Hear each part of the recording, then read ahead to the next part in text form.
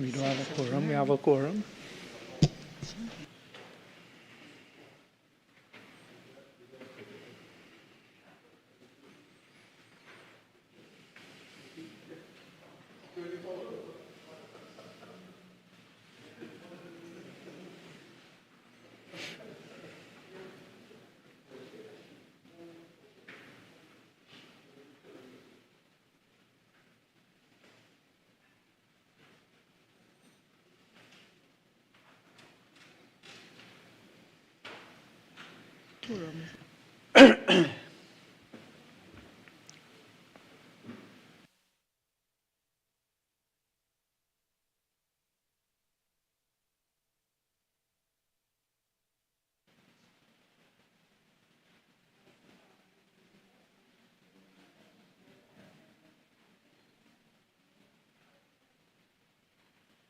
Thank you.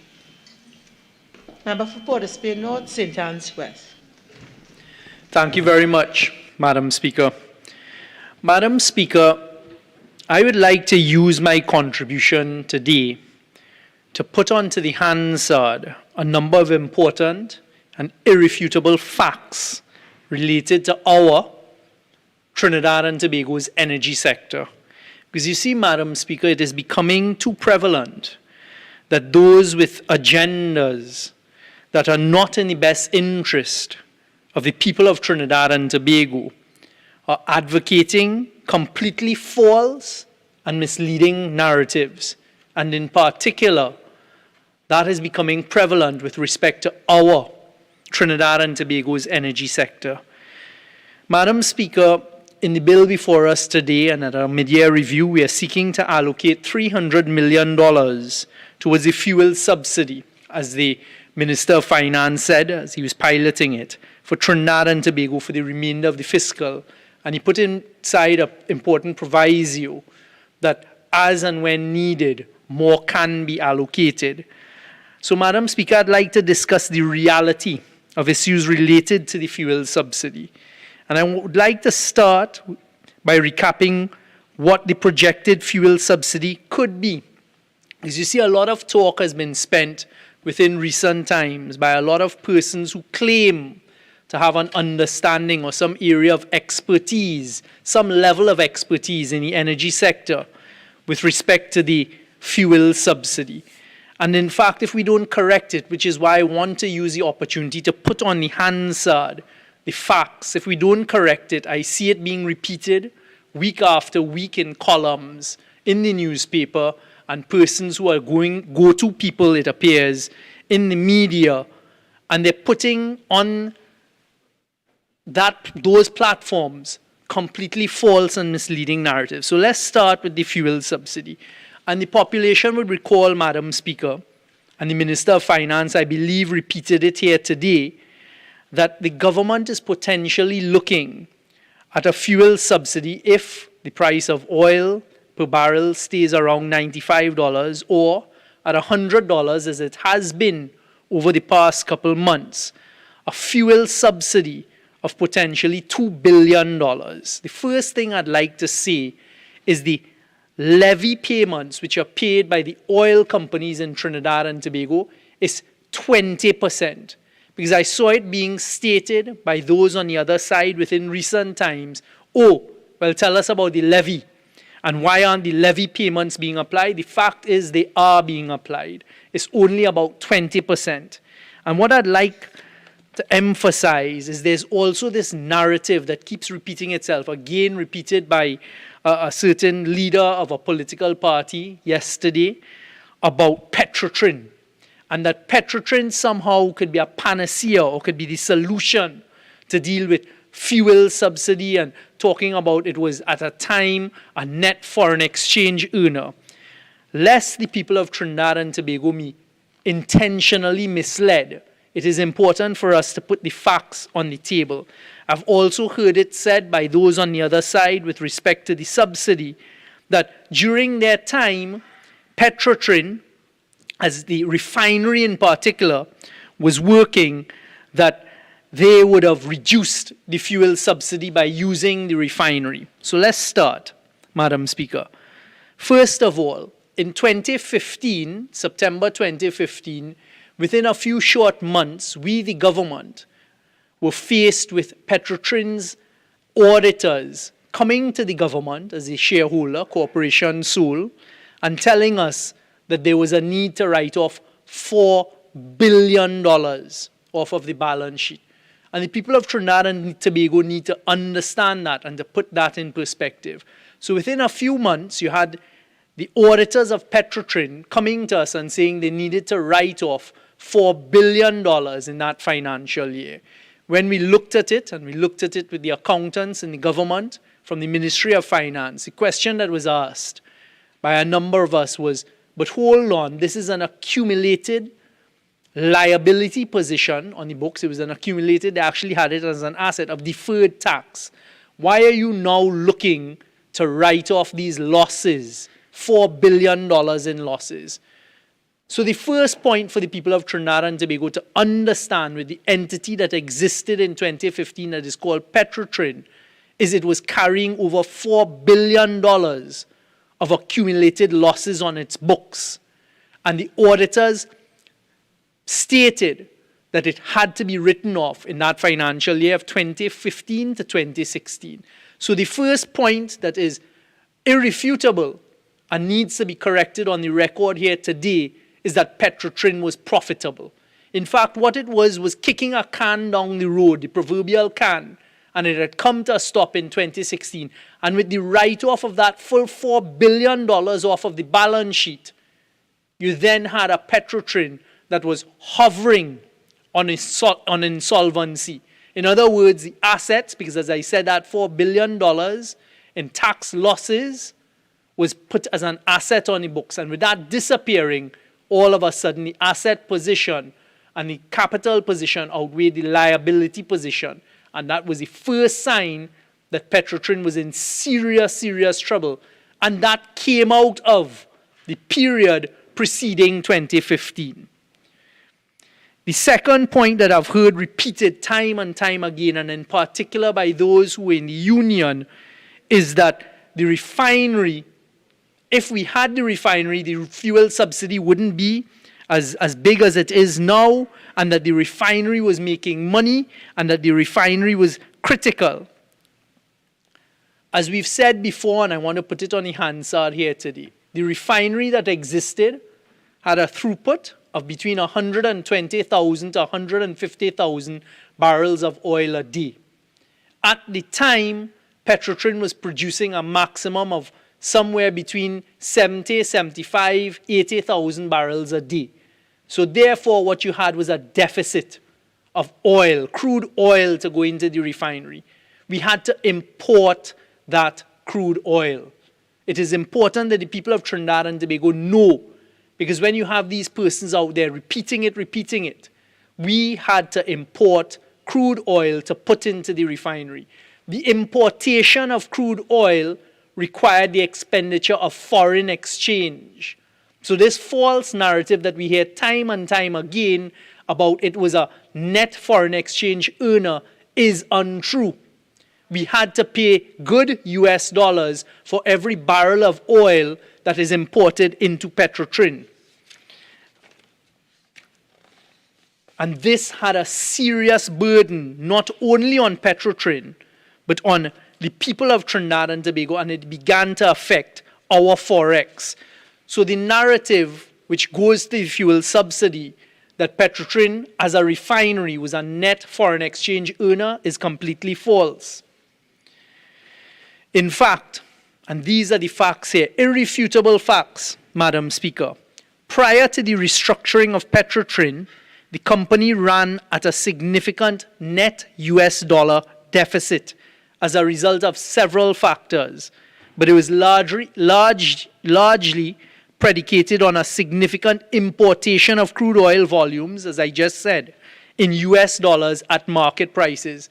Right now, as the Minister of Finance said a short while ago, today, a US barrel of oil at Brent is trading at $113 a barrel. So we would have had to have imported 80,000 barrels a day at $113 a day, paying for it in US dollars to put into the refinery.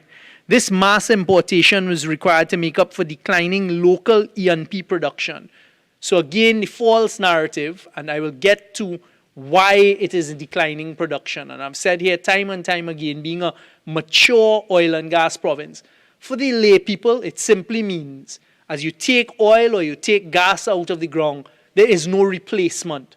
So it depletes. So obviously over time, exploiting oil for over 100 years, you will be facing a downward production. Obviously, over exploiting gas for the past few decades, and I will get to the figures of production, it will be depleting. So you can expect it to go down. What a government must do is try to find, and it is limited, the new reserves that exist and encourage people to explore and to produce it. So back to this false argument about the refinery, and it comes very often from those on the other side, that if the refinery were in place, we wouldn't have this level of fuel subsidy. The people of Trinidad and Tobago wouldn't have to pay more for fuel at the pump. Completely false. During the last full 5 years of Petrotrin's operations, Petrotrin imported more than 60% of its crude oil for processing in the refinery. I want the people to understand that more than 60%, Madam Speaker, on an average 28.5 million barrels of oil a year was being imported for use in the refinery. 28.5 million barrels of oil to be put into the refinery. In the last 5 years of full refinery operations, 3 of which, 2.5, in a P&M government or less, and the rest in the UNC part. In the last full 5 years of refinery operations, Petrotrin had significant exposure to market forces of crude pricing and was not even close to being fully insulated by local MOLO crude production.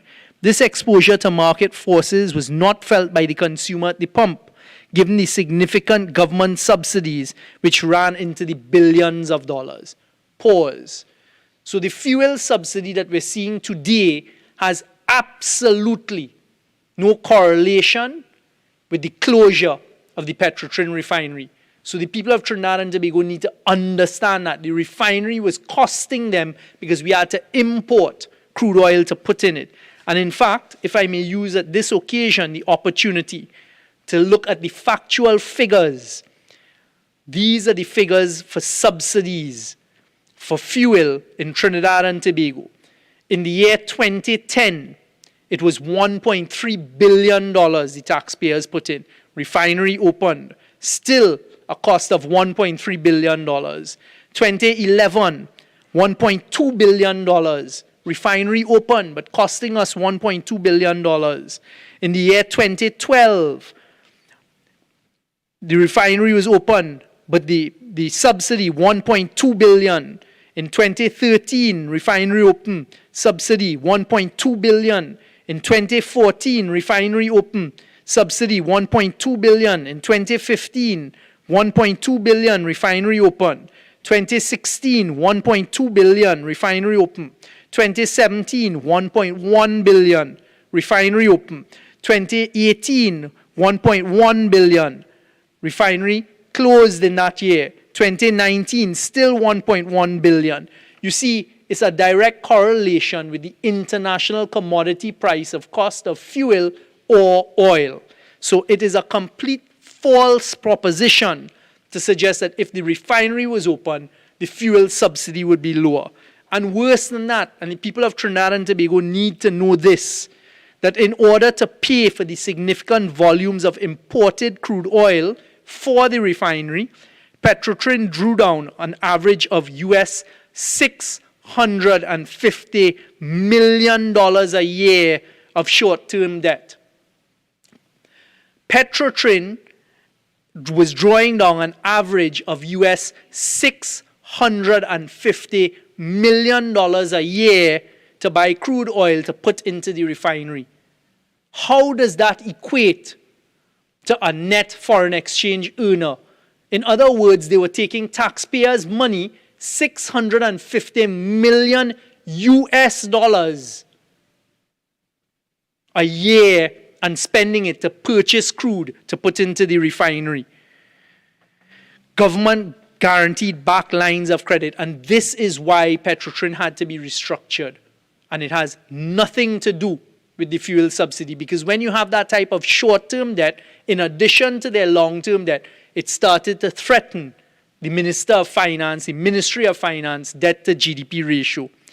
So $650 million a year, US dollars, and then they had to go to the banks in Trinidad to get lines of credit in order to get the US dollars. So when people talk about Petrotrin bringing in US dollars, that is a completely false narrative. It was not a net earner of foreign exchange. It was draining the country's reserves of foreign exchange to get the US dollars required to meet its working capital needs, which were mostly crude oil purchases. In a nutshell, Madam Speaker, this implies that a US dollar currency deficit under Petrotrin in its latter years of approximately US $55 million a month. And this is irrefutable. These are the facts. And importantly, today on Petrotrin's books, as a result of what was going on in those latter years, there is still $400 million US dollars of short-term government guaranteed loans sitting in legacy Petrotrin as a result of having to purchase crude oil. So this narrative that persons like to sell to the population, the false narrative that if you kept the refinery open, there would be a reduction in the fuel subsidy. If you kept the refinery open, you would have more foreign exchange. Completely untrue. Stop trying to mislead the population of Trinidad and Tobago.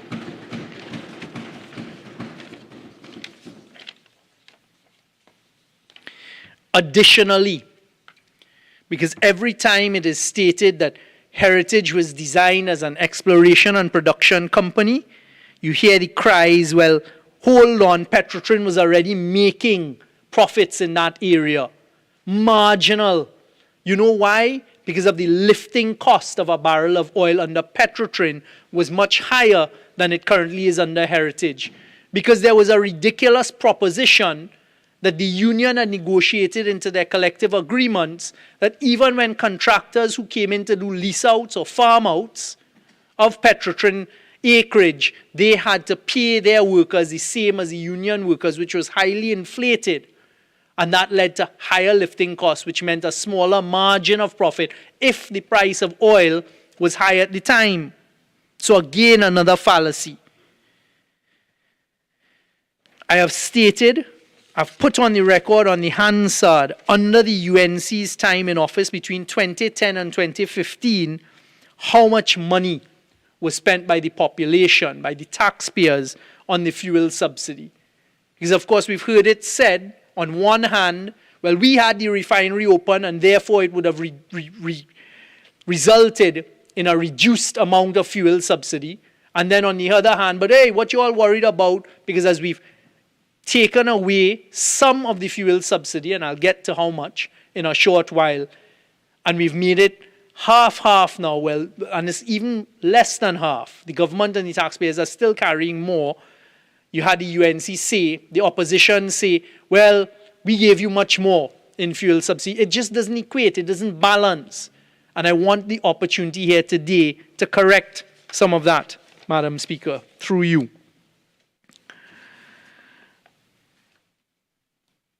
So just to close off on the point of Petrotrin, because they will continue to repeat it, them and others outside. As I said, one former senator who is now leader of a political party there yesterday talking about if the refinery were open, there would be less fuel subsidy to pay and there would be net foreign exchange. I have disproved that in an irrefutable manner. That is a completely false narrative. Park Petrotrin. Let me just touch briefly now on an important point, because it has come up and I heard the leader of the opposition in a disparaging, well, an attempt at a disparaging way, not much attention to be paid. Trinidad and Tobago is a mature oil and gas province. Unfortunately, that means, and because of our small size or small acreage size, that over years, over 100 years of exploiting the oil reserves, you expect it to go down. So you expect production to go down. What does our government then do? What is it that we are doing to try and keep production steady, but also to increase it on the oil side? I'll touch on that in a short while. It's the same thing on the gas side. So I've heard it being said that during our time, gas production was at an all-time high and we kept it going. And what is it that was done? Again, not a true premise. We started seeing the downward decline of gas production in and about 2014. And nothing was done to recede that. As I've stood here and said before, and I'll say it again here today, that period between 2010 and 2015, they decimated, the opposition then in government, decimated the energy sector. I heard the leader of the opposition say a short while ago about, throw out a figure, that I turned to the Minister of Finance and say, where did that come from? That they attracted over $40-something billion in foreign direct investment. Provide the particulars of that because it is untrue. The only thing that was negotiated during that period of time in the energy sector was the CGCL deal. And we all know how that turned out to be an albatross around the necks of us, the citizens of Trinidad and Tobago. And that coming in, we had to go and renegotiate it and still look at it. Unfortunately, today, methanol prices are high where they are. So back to production, just to give some figures. So in the year 2007, under PNM government, oil production was 121,000 barrels of oil per day. 2008, it went down to 114,000 barrels of oil per day. 2009, 106,000 barrels of oil per day. 2010, 98,000 barrels of oil per day. 2011, 91,000. 2012, 81,000. 2013, 81,000. 2014, 81,000. 2015, 78,000 barrels of oil a day.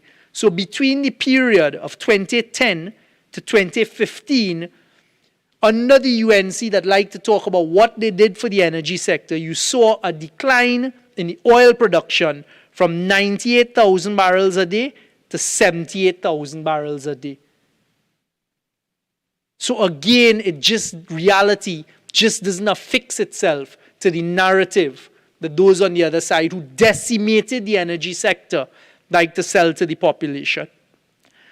Unfortunately, today, the barrels of oil of production per day are hovering around 59,000, 60,000.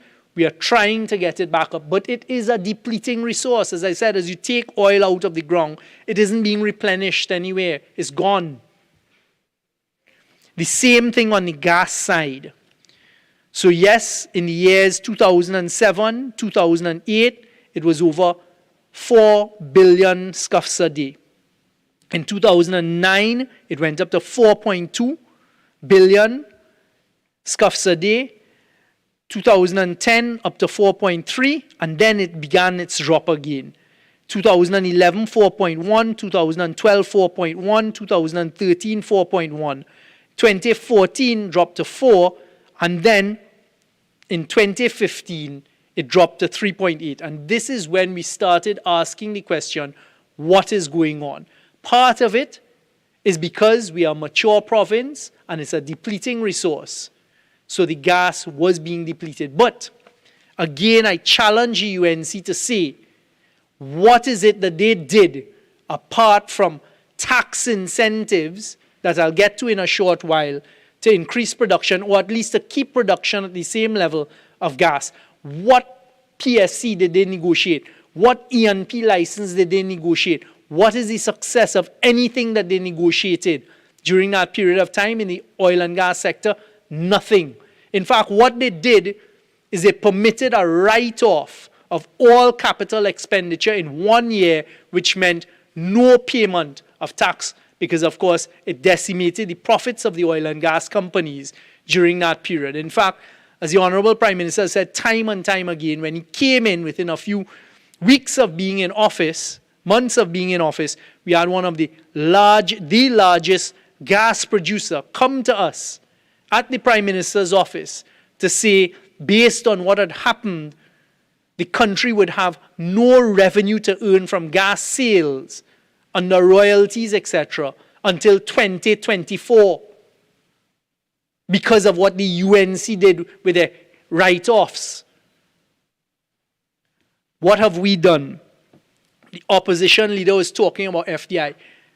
During the period of time from 2015 to now, billions of dollars have been negotiated by the government and have been expended in our shores to keep production going.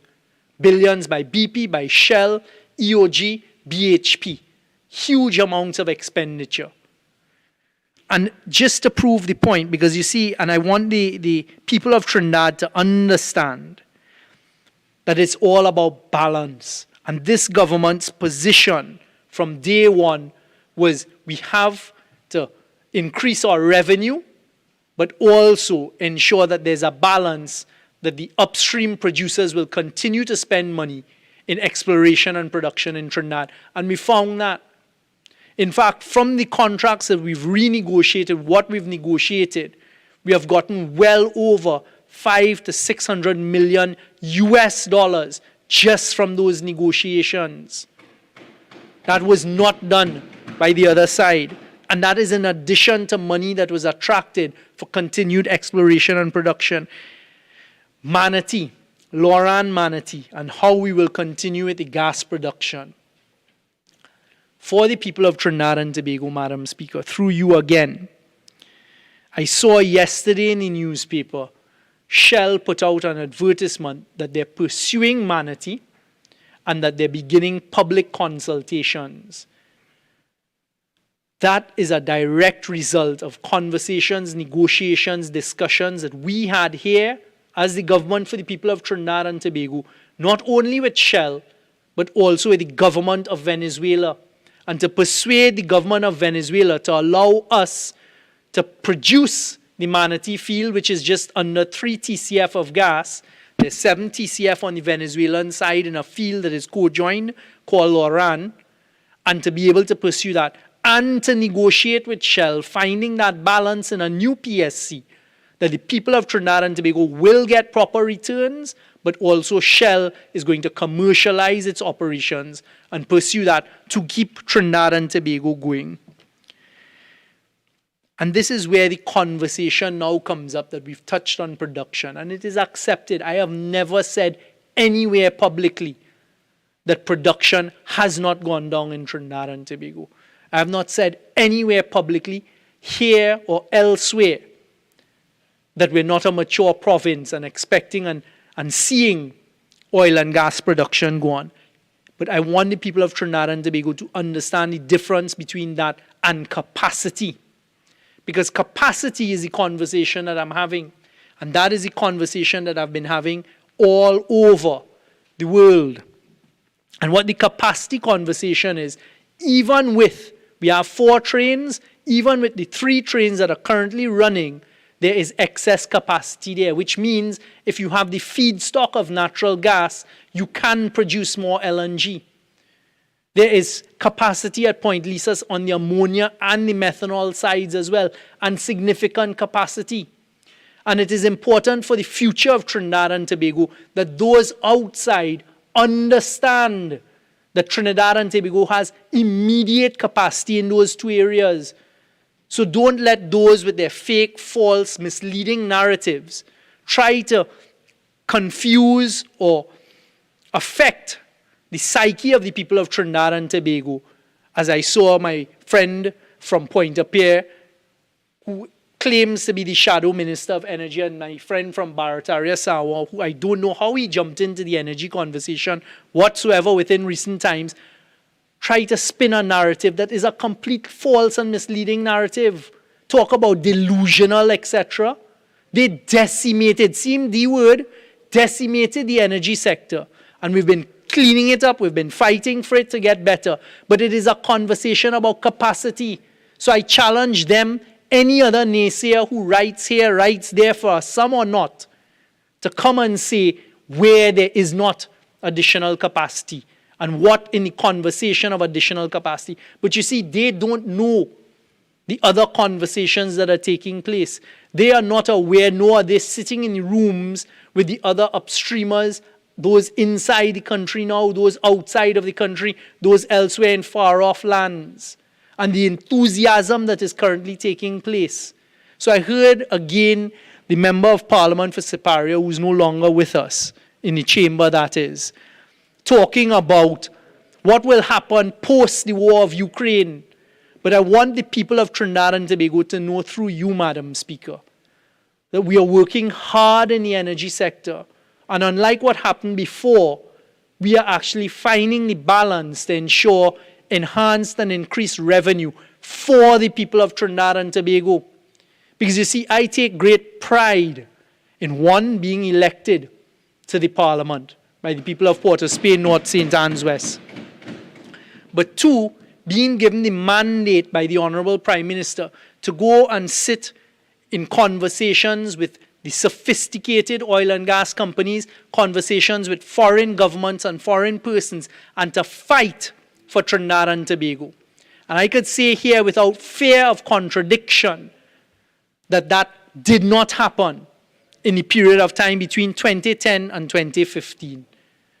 Because during that period of time, it was just give away the country, give to this one, give to that one, and we got nothing in return. And that is what we've been doing in the reset. So the false narratives on the energy sector just need to be corrected.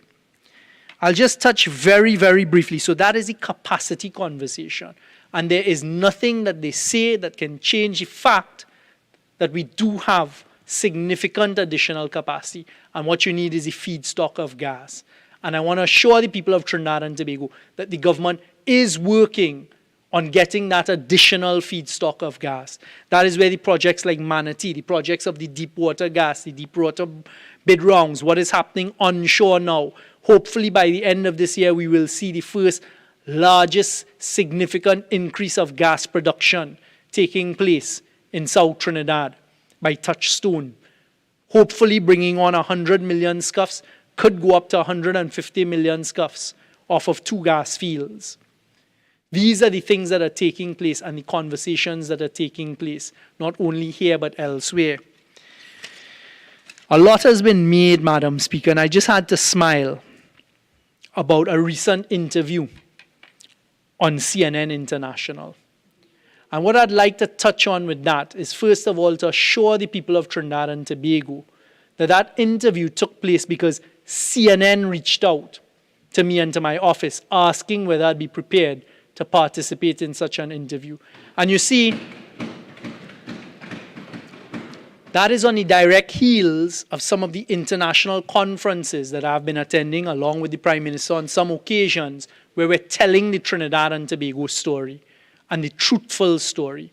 And I want the people of Trinidad and Tobago to cast their mind back to 2014, 2015, when the then Minister of Energy took taxpayers' money and actually paid for an award as a Minister of Energy. We paid not a cent for the CNN International interview. That was based purely on credibility and a request to this government, unlike what has happened by those on the other side. And I know it bothered them. It must bother them. Because the type of feedback we got from international oil and gas companies all around and other people was positive feedback. And you see, again, through you, Madam Speaker, and I make no apologies for this, because as I look at the Speaker's chair and I see those 2 flags of red, black, and white on either side of the Speaker's chair, I look at those flags with pride. And I will go in any forum, anywhere in the world, including on international TV, and speak positively of my country, Trinidad and Tobago. And if those on the other side who have nothing to show for their names, who have absolutely no kudos to be gained in any field that is admirable, then have to try to find ways to paint it. That's their problem, and that's their business. Because the people of Trinidad and Tobago know the commitment of this government and this Minister of Energy to go out there and to bat hard and positively for Trinidad and Tobago. And that is something I have no shame in doing and will continue to do. Madam Speaker, might I ask how much more time? Roughly 11 minutes. Your time is spent at 5:31:25. Thank you very much. So, Madam Speaker, we sat here and we listened to about an hour by the previous speaker. And quite frankly, there is very little to respond to. And I found that very unfortunate, it coming from a former Prime Minister, the member for Siparia, and to listen at the feeble responses to what was said by the Minister of Finance. But there are a couple of things I'd just like to touch on, lest the record be left incorrectly.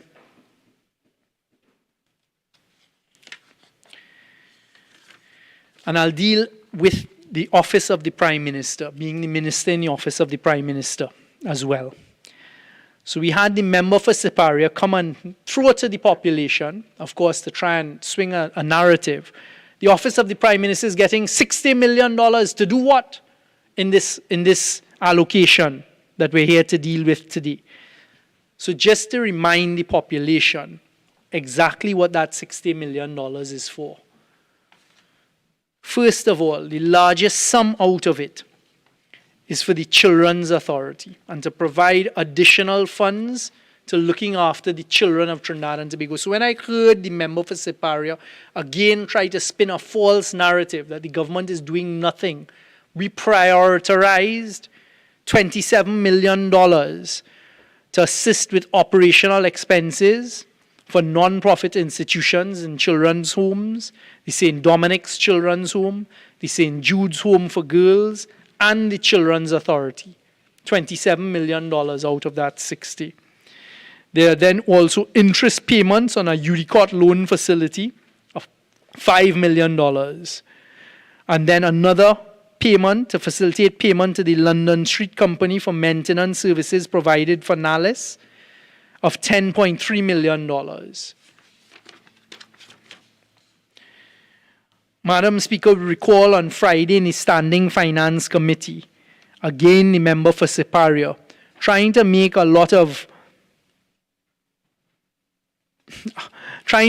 issue with facilitation of advertisements of $2.8 million. I'm not going to go back to what was happening with Project Icon and go back to when I stood in a parliament at the waterfront and dealing with previous advertisements, who the middlemen use, how on an email with government exchange between government ministers, you saw the name Gregory Bissessa come up to do it advertisements and the expenditure of taxpayers' money. That is for them and for them. So, Madam Speaker, I want to assure the population of Trinidad and Tobago that that expenditure, the additional expenditure, the funding of the $60 million for the office of the Prime Minister is absolutely legitimate and absolutely nothing untoward inside of there. You heard the questions about the Commission of Inquiry. I can confirm, as I said last week Friday, to date fees have not been paid for that Commission of Inquiry into the extension of the Solomon Hochoy Highway from San Fernando to Point 14.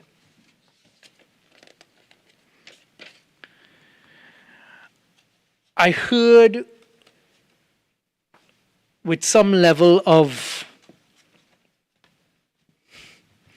choose my words carefully, the leader of the opposition talk about VAT and making disparaging remarks about what the Minister of Finance said, that some of the money that has been earned, this additional revenue, would be used to clear off VAT payments. Two things.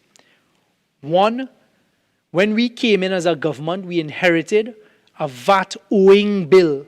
So it had to be from that period, 2010 to 2015, of approximately $5 billion.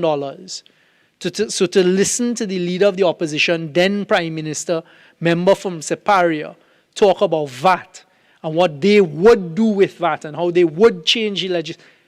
The people and the population of Trinidad and Tobago know better, because the VAT indebtedness that is owed now comes historically from that time. And as you pay off some, there's more to be paid off. So, Madam Speaker, quite frankly, is not much more that requires any response from me.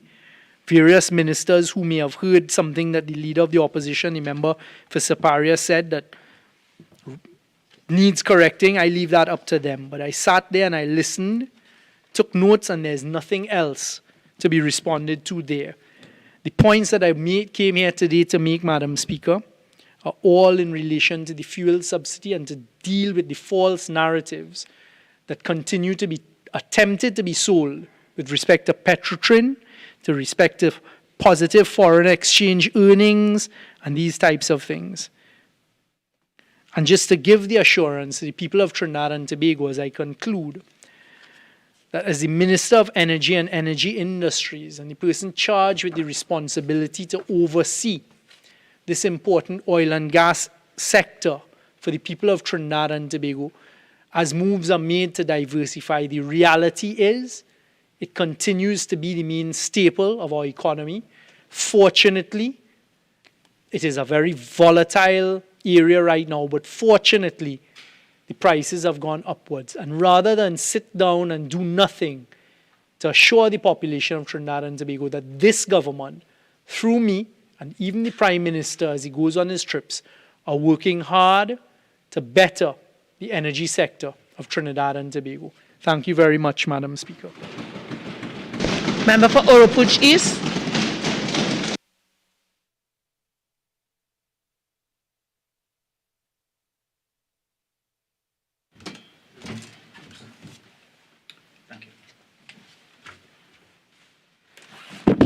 Thank Member, you. you have 45 minutes with no extensions. Thank you very much. Thank you very much, Madam Speaker.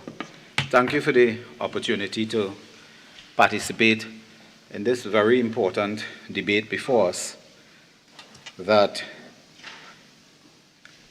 deals with the provision of an additional $3 billion plus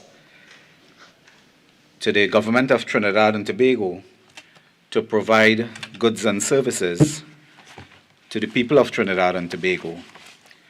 Madam Speaker, this type of debate is commonly referred to as a mid-year finance bill, almost a mid-year mini budget debate. It is to supplement funding from the fiscal package for 2022 in what is, of course, referred to as the budget and the budget debate. Madam Speaker, we are debating today, of course, the report of the Standing Finance Committee that met Friday last to consider in excess of $3 billion. And we are discussing, of course, the matters arising from that report. And today, I would want to speak to matters arising from that report and matters arising from deliberations in that committee, specifically as it relates to the areas of works and transport, housing, and governance. But I will concentrate really on works and transport, housing, and of course a matter emanating from the Ministry of Finance, which deals with the Infrastructure Development Fund that is before us. Madam Speaker, of course, I've taken note of the address by the Minister of Energy, who I thought today was particularly weak and tame, but that is what happens sometimes, addressing some of the issues in the energy sector. And Madam Speaker, our Shadow Minister of Energy, the very distinguished member for Pointe-à-Pierre, will speak in due course on some of those matters specifically. But I will just rebut and respond to a couple issues raised by the Minister as it relates to the energy sector. Madam Speaker, there is a continuation today of this narrative by the Minister and the government, but I think advanced primarily by the member for Port Moresby North St. Anne's West, who has been described by his Prime Minister as the Gary Sobers of the Cabinet. And for those of you in the new who may not have been on the compound then, Gary Sobers is, of course, a renowned West Indian cricketer and known as an all-rounder. He bat the ball, and I think he was also a great fielder. In his 90s now, I believe, and still among us. Madam Speaker, so I'm responding really to the quote-unquote Gary Sobers of the Cabinet. And just to put the record straight, because the Minister raised these matters, it is within his portfolio as well, on this issue of Petrotrin.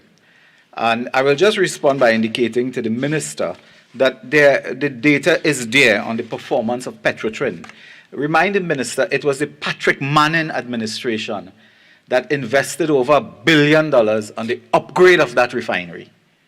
It was the Manning administration that started it, and the administration of Kamla Prasad Bisesa that continued an upgrade of the refinery.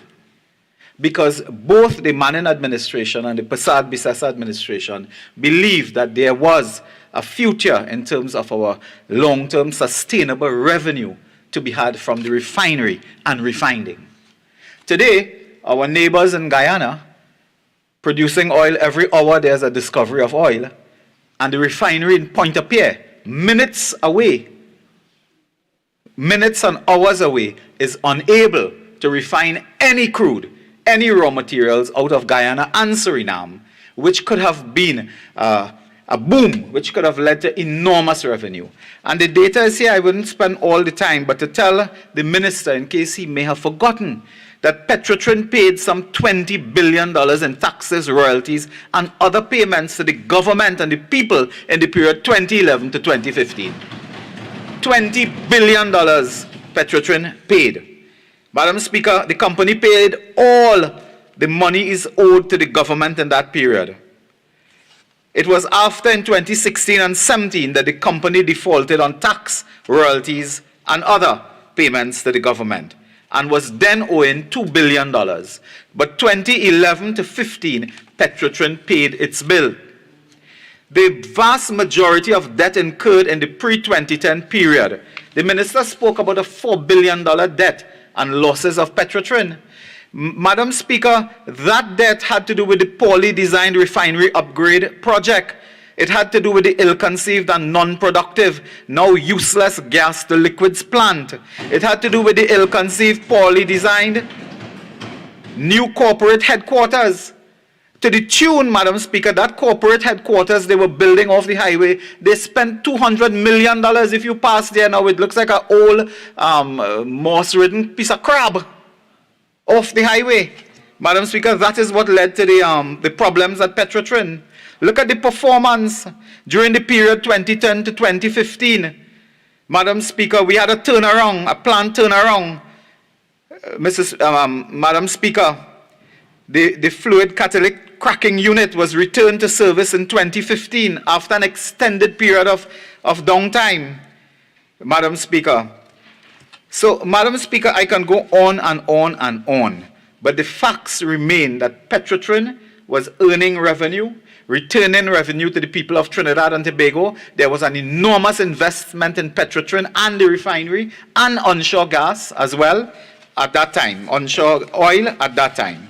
Madam Speaker, so it is wrong and it is misleading, I advance, to come here today and bad talk Petrotrin, to say Petrotrin was losing so much and the revenues were on the decline, and we took steps. They took steps because the debt had mounted under the Malcolm Jones, Ken Julian period for those projects. So, Madam Speaker, I will come back to a couple of matters raised by the Minister, but I just wanted to touch very briefly issues raised by the Minister of Finance in his initial opening, which was allocated, I think, unlimited time. He took 66 minutes of unlimited time. And, of course, I want to congratulate the Leader of the Opposition for her splendid, strong response in terms of vision, in terms of productivity, and in terms of a people-centered orientation to policy. Let me remind this government, if today they receive excess revenue from the energy sector, it is not policy, it is Putin. It is not policy, it is Putin. That is why you are getting the revenue, not policy. Nothing is driven by policy here. Madam Speaker, a few matters from this report we had before us. Madam Speaker, we were presented with a document responses to questions emanating from the second meeting of the Standing Committee, etc., etc. The Minister of Finance indicated in his presentation that he approved these responses and so on. So I have in my hand, of course, that response. And I just wanted to focus on one matter under service commissions. Just one issue because it ties into another issue that we had raised during those proceedings. And something is confusing here. I'm at page 1 of this response letter from the Minister of Finance, dated Friday, May 13, 2022. Under Service Commission, the question was on fees. And the opposition asked, provide a breakdown of the specific amounts to be paid to each service provider, pursuant to 02-00123 fees. Madam Speaker, there's a response here, and only one I want to focus on. For out of that $1.5 million, a response $890,000. And the response says, and I quote, Stanley, John, and others, Ravi Balgobin Maraj versus the Attorney General and the Police Service Commission.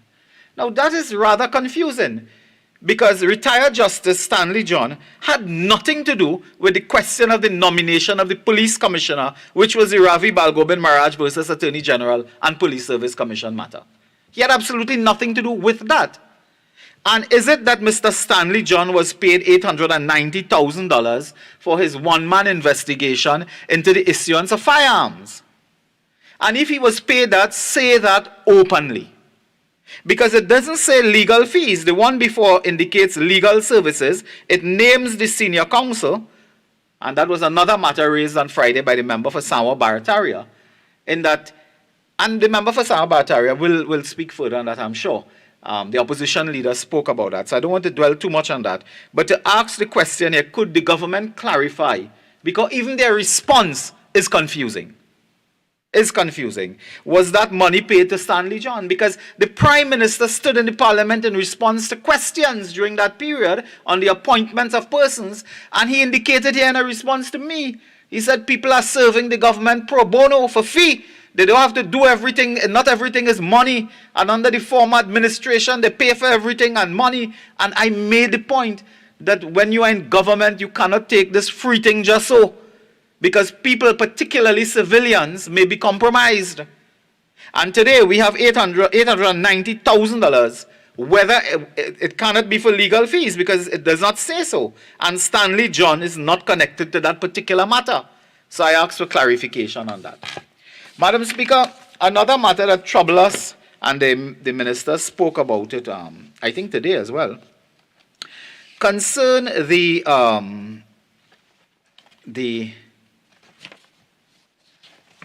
matter, the Ministry of Finance, where in a very strange development on the last occasion, Friday last, it was the member for Mayaro that raised the point that $26 million had gone missing in a paragraph.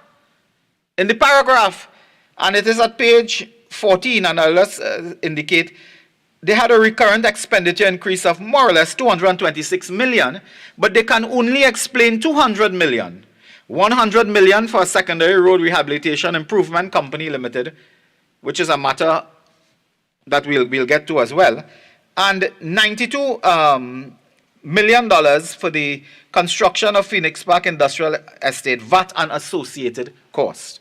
And when you look at that with 8 million, I believe, for the payment of a South Office for immigration in San Fernando, it added up to more or less 200 million, but you're asking for 226 million. Madam Speaker, the Minister of Finance did not put in writing what that 26 million was for. We could have completed 8 hours of deliberation, and if the opposition had not raised that matter, we would not know that $26 million was to pay in some type of damages to Beijing Construction Company related to this Phoenix Park Industrial Estate.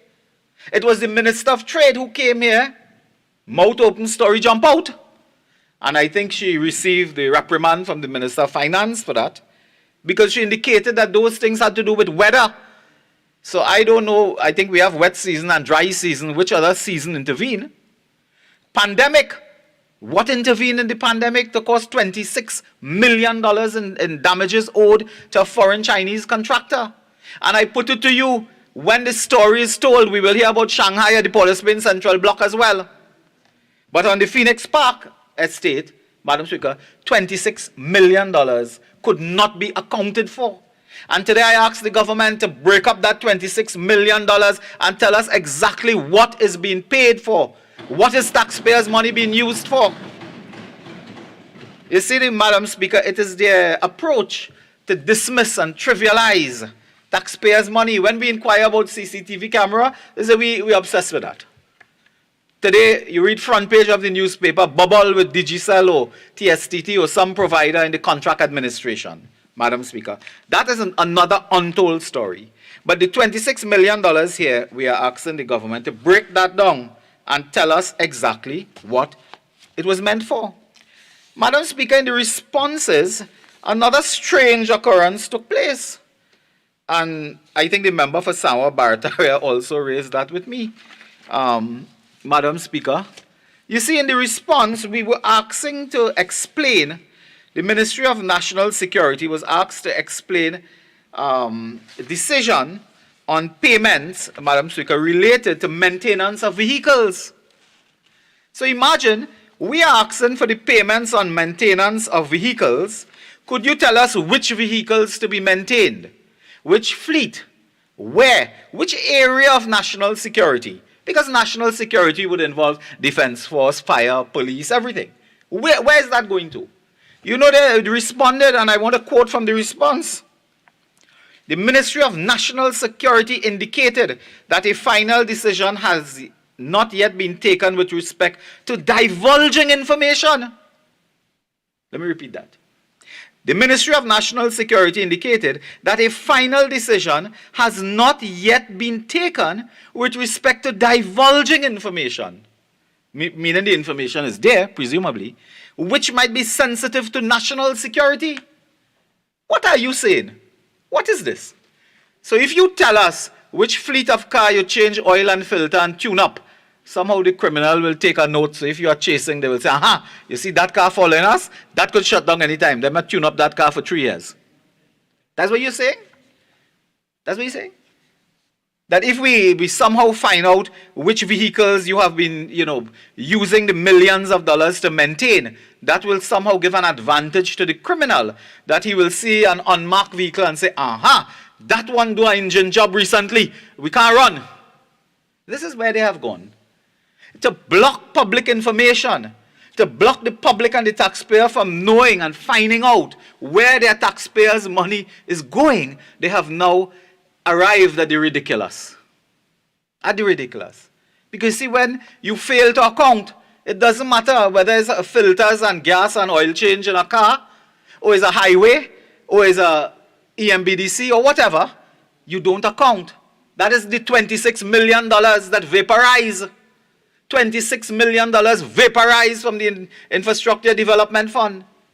We had to find out where it gone. 26 million.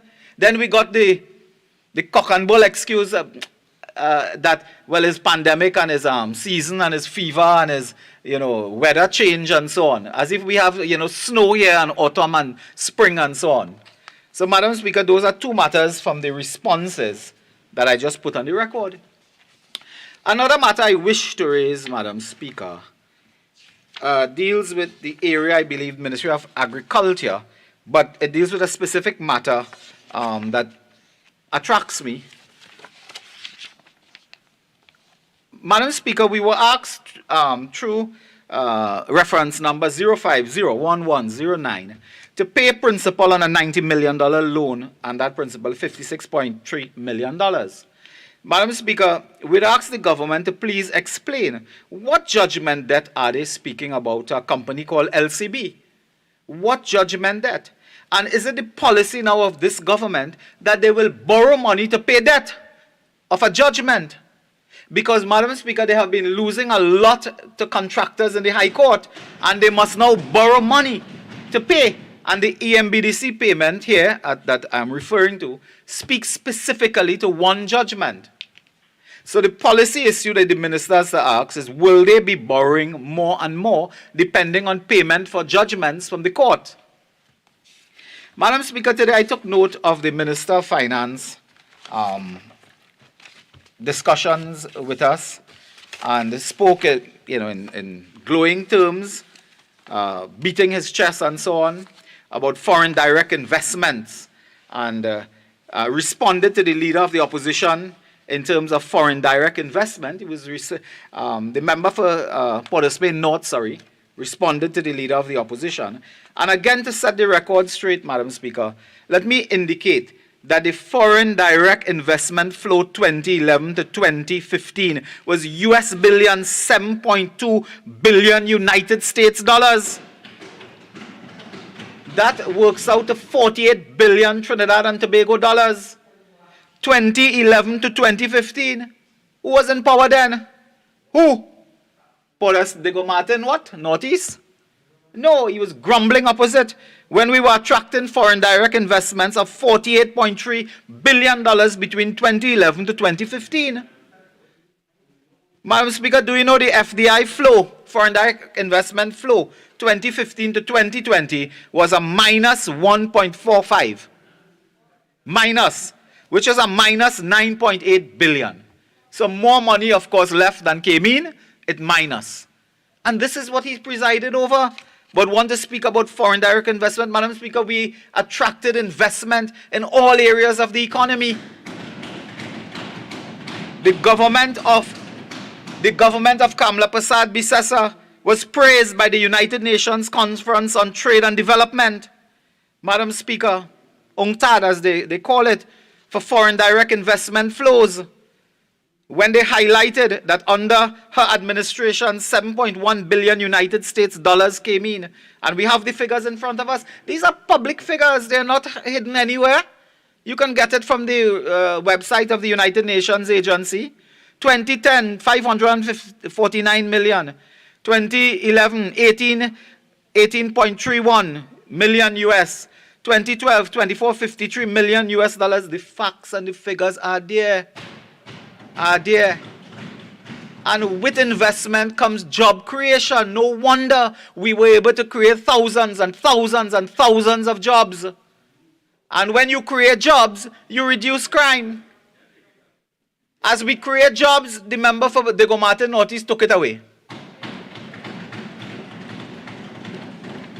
Because many persons will not know there's a direct relationship between investment and job creation.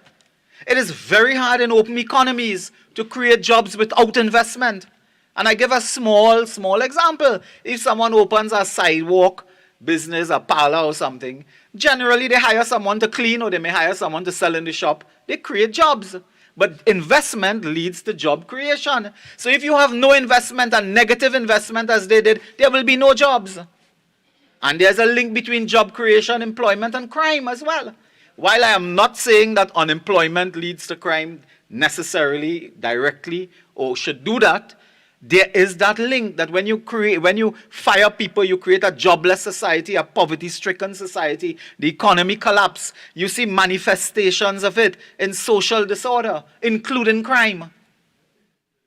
And the member for Diego Martin Northeast is protected, is isolated from the criminal elements because of bodyguards and executive luxury life. He luxuriates on his yacht and so on. But, Madam Speaker, the average citizen is exposed to the criminal elements. Exposed, Madam Speaker. Not government ministers that, rev around with all their special branch and normal branch protection. Madam Speaker, the minister also told us about public debt and made a hue and cry about we have not borrowed since December. Beat himself on the chest and declared victory and declared that the public debt is coming down. But I want to ask the minister a few questions on this public debt, you see. Minister, clearly you have more public debt than you are admitting to, because that's the government, just as somebody said earlier, and I want to tell them, every government that comes into office meets a debt from the former government. That will happen in the next election when they demit office. Because, Madam Speaker, a front page headline the other day said the THA is owing a $1 billion debt from the PNM administration in Tobago. But I don't see the closing down no company there and so on, So every administration would leave a debt.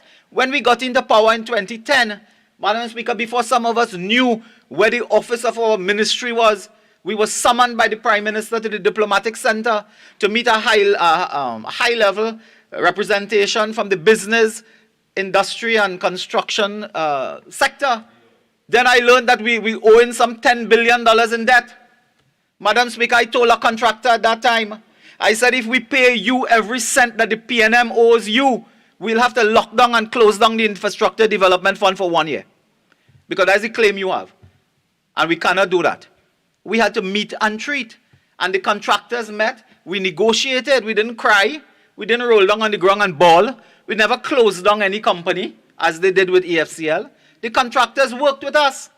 And Madam Speaker, they never offered us any $78,000 US watch. And I wonder how anybody find out the real value of that. I wonder. They never offered those kind of things. I think monkey know which branch to swing on. They know who has an interest in this and who likes this and who like that. Madam Speaker, Madam Speaker, and you know, the member for Lavantil West will shout out across the floor. That's why...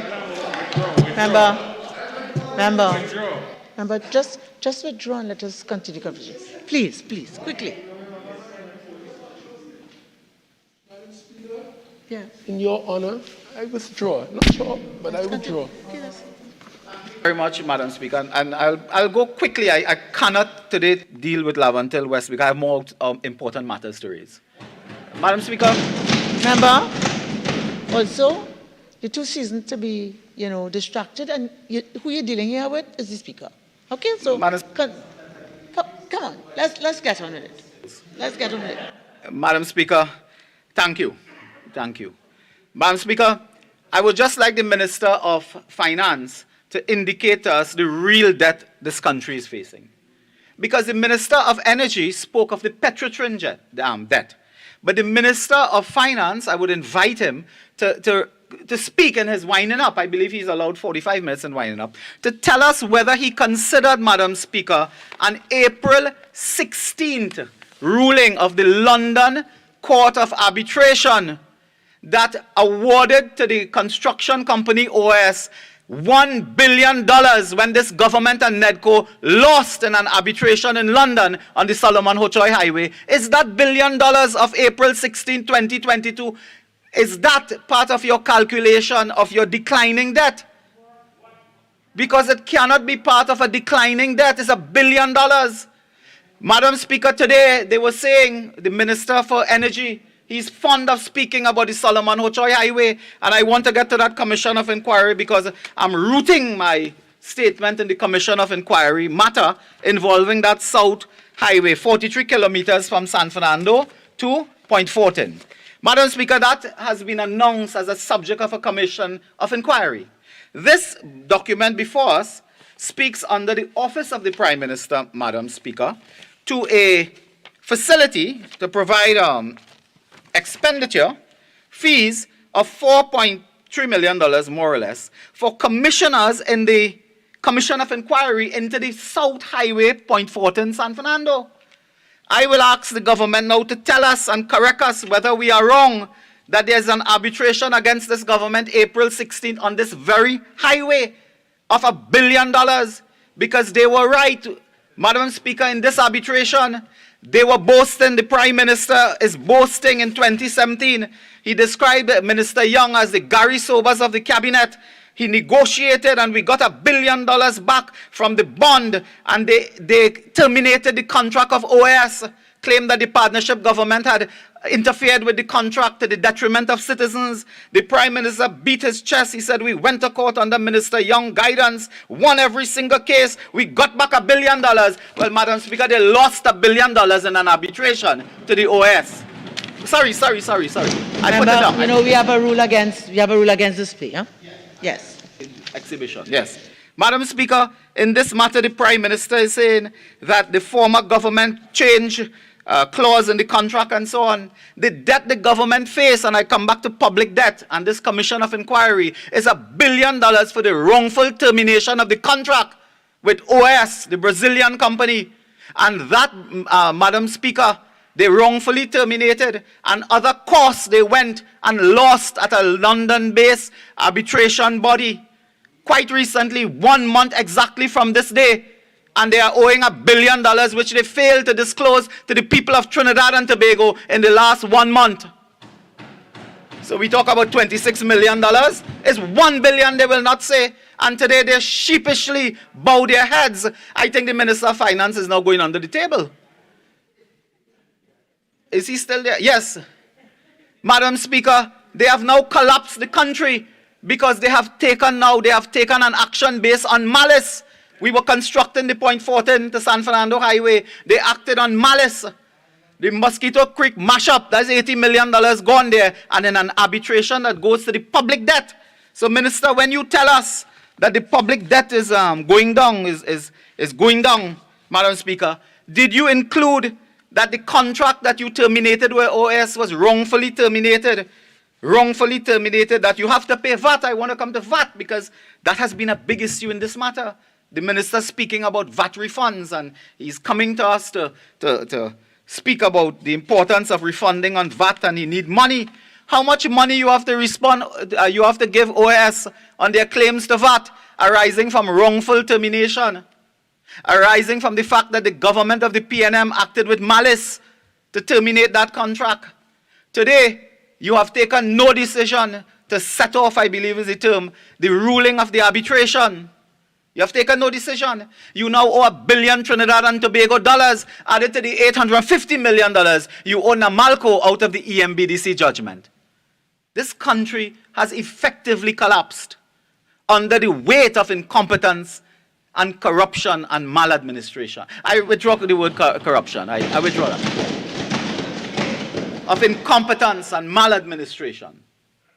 The country and the economy has effectively collapsed. Because if you close EFCL because you owe in contractors a few dollars, what you close in when you owe in OS? How much? What you close in? Because, Madam Speaker, in the arbitration, Madam Speaker, OS carried an argument that when the government changed in 2015, this government acted with malice and decided not to pay, simply not to pay them, and then they had to wind up because the government was not meeting and treating with them as per contractual obligations. That is in the arbitration report, and the government has lost it. 7 years later, out of malice, the taxpayer must pay $1 billion more.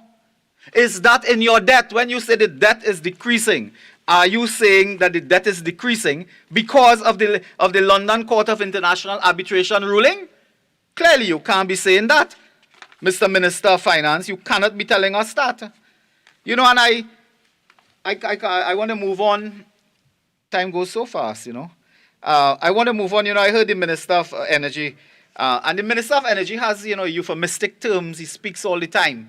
The Gary Sobers, you know, in this matter, the Prime Minister praised them in 2017. He said, we went to court under Minister Young's guidance and we won every case. The Gary Sobers of the cabinet. Well, the Gary Sobers just lost $1 billion. He lost the wicket. He lost the wicket.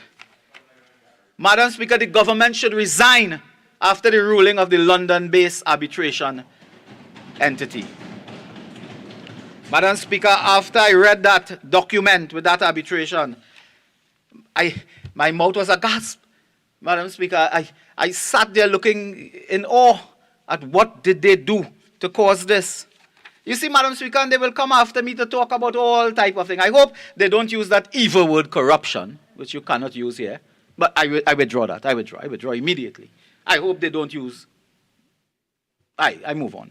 Madam Speaker, the next matter I will touch on very briefly concerns the matter of the Secondary Road Rehabilitation Improvement Company. It is listed as 04011196, page 15. Madam Speaker, I don't want to ask again the questions that were asked already, but to indicate if this road is if this new company that has not been formed according to the minister, that has not received cabinet approval according to the minister, that the minister is not aware or not willing to share which ministry it is going to. They need $100 million. Madam Speaker, what is the role of PURE? PURE is an agency, again, created by the man in administration. I believe the Minister of Works at that time was one Arnold Pigott, if I'm not mistaken. They created an entity called PURE paving road all the time since 2008, I believe. What are you going to do with Pure? Is it impure? Why do you want to sideline Pure now? They have established systems in place and so on. They have the engineering capacity. They have all kind of capacity and human resources and so on. But you want to move that away to bring in a new company with a new board, Madam Speaker, to go and spend another $1 billion that we cannot explain away. You see, Madam Speaker, that is the next recipe for maladministration, to put it that way, Madam Speaker. Madam Speaker, the minister, he uses this language, we are not aware of conversations taking place with sophisticated oil and gas companies. We're not aware how they fight for Trinidad and Tobago. They were fighting for Trinidad and Tobago. That's why we lost $1 billion in the arbitration on the OS and the highway, the South Highway. They said the government got back the bond. Well, you just lost the bond. You just lost it, Madam Speaker. The minister, and the last thing in the world the Minister of Energy should speak is about that CNN interview. The minister, do you know he had the gall to raise it in the Parliament today? I was bewildered. Why would you want to remind the country of that? You could have just left that and say it was not CNN, it was, CCN or something. The minister reminded us that for 10 minutes he was on international TV where he told them 4 trains upholding here. Madam Speaker, there are 3 trains, I believe, and the government has interest in 1 and 1.5 or something like that. But the truth of the matter is he knows train 1 has gone and went on international TV to mislead. They're not only misleading by TTT and TV6 and CNC3, they're now misleading through CNN and Fox and Reuters and so on. That is what he went to now. I pray to God that we don't find out one day that this was paid for by the taxpayers, either directly or indirectly. I hope to God we don't find out one day that NGC or any affiliate in Houston, Texas made a contribution to CNN. And part of that contribution was the local Minister of Energy of Trinidad appearing on international TV. I hope we don't find that out. Yeah, I'll be doubly disappointed, after finding that out. You see, Madam Speaker, the minister went on CNN and misled the world and will not apologize for it with his normal bravado. He says, no, we did well and what great developments were taking place in the energy sector and so on. And Madam Speaker, the minister today raised the matter of the Lauren Manatee project. It is a project the People's Partnership worked on through the Energy Ministry and NGC and so on. I was part of some of the perimeter discussions on that. We worked hard on that. That has collapsed. All their projects, all their mega projects have collapsed.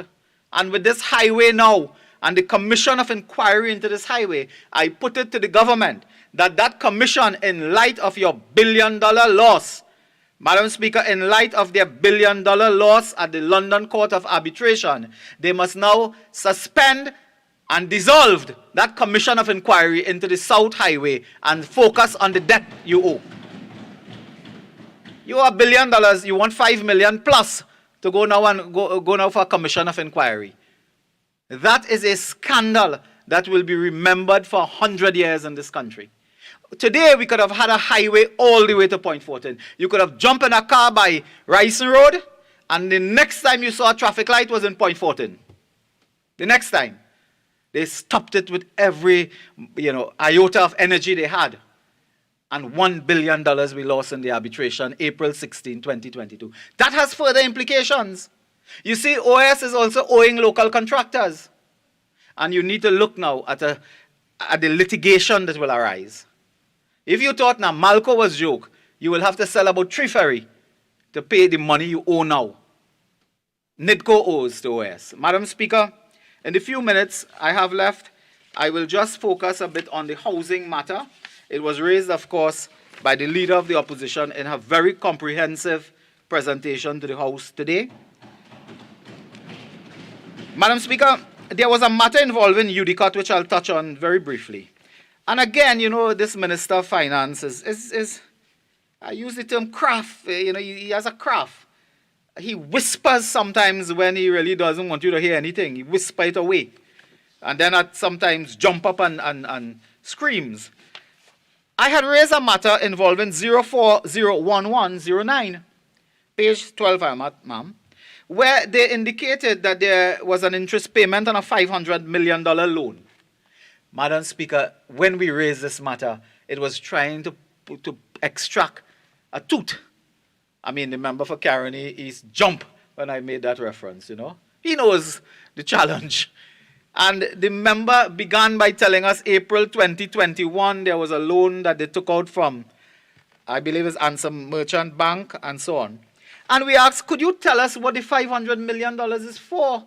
The Minister of Energy, who is the Gary Sobers, indicated, he said, that's to pay expenses. That's to pay expenses. UDCOT has to pay expenses on projects. That's to pay expenses.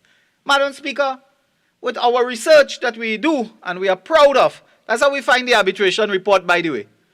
Good research, solid research. Madam Speaker, our research told us that that $500 million loan was specifically to pay on projects and contractors that they're owing. That was not to buy water and napkin and, buy toilet paper and notepad and so on for UDCOT. That was to pay contractors. And today I ask the government, come clean. Tell us who you paid with that. How much in this $500 million loan you gone with? Who got it? Where it gone? Contractors in Trinidad, maybe contractors in Tobago, maybe contractors from the Red House, maybe contractors from the Outhouse. I don't know, Madam Speaker. But tell us where the $500 million going, because it is reported in other documents that we have that was to meet payments to UDCOT contractors. Was that to meet a payment on Shanghai? Was that to make a payment and meet expenses by the failed Chinese contract to build houses? You all remember that? $500 million in contract collapse overnight. Damages are rising. UDCOT goes for a loan $500 million to pay selected contractors. And you can come after and talk about me member for Oropuchis and contractor. Nothing is wrong with that. You are entitled to talk.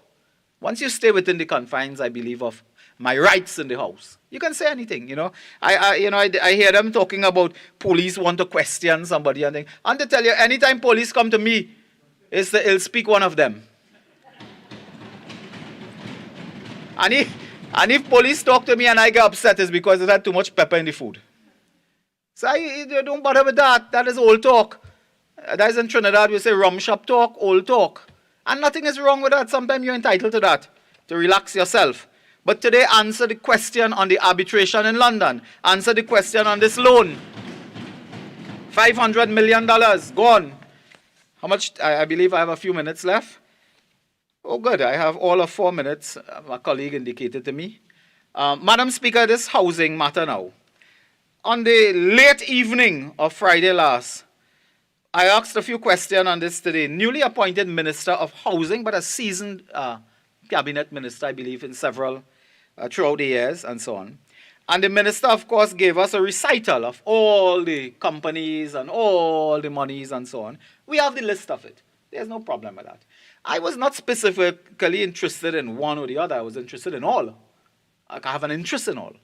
I want to know these contractors, what process they used to recruit.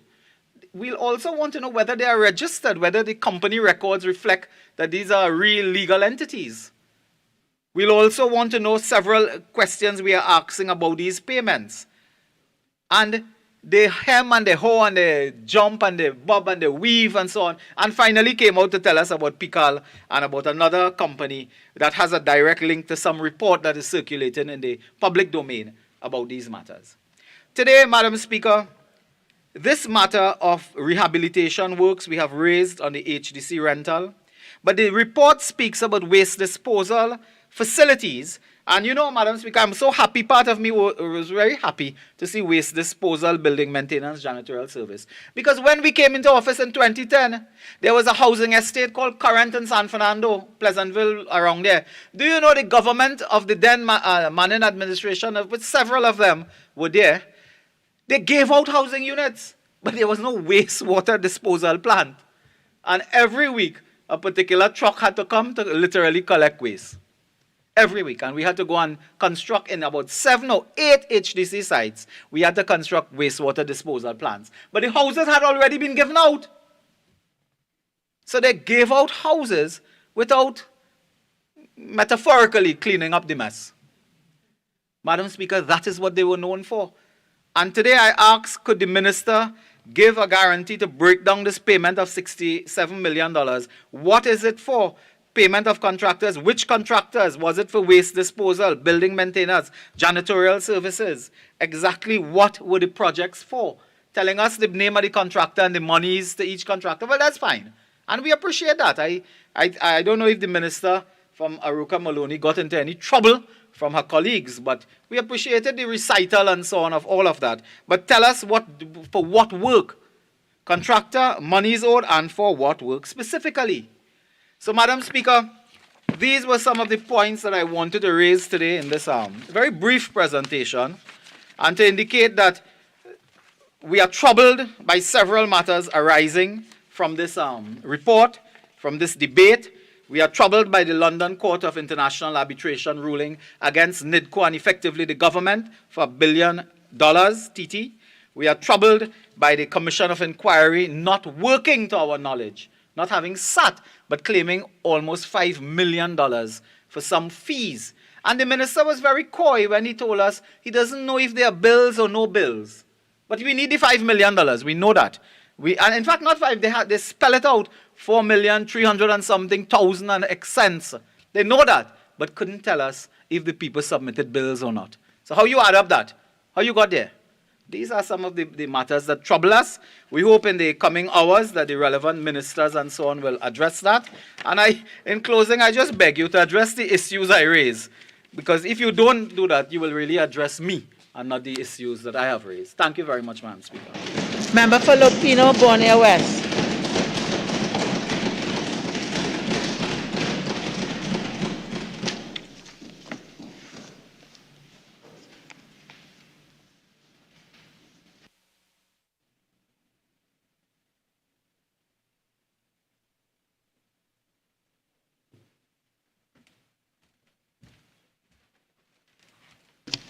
Member, you're reminded you have 45 minutes full time.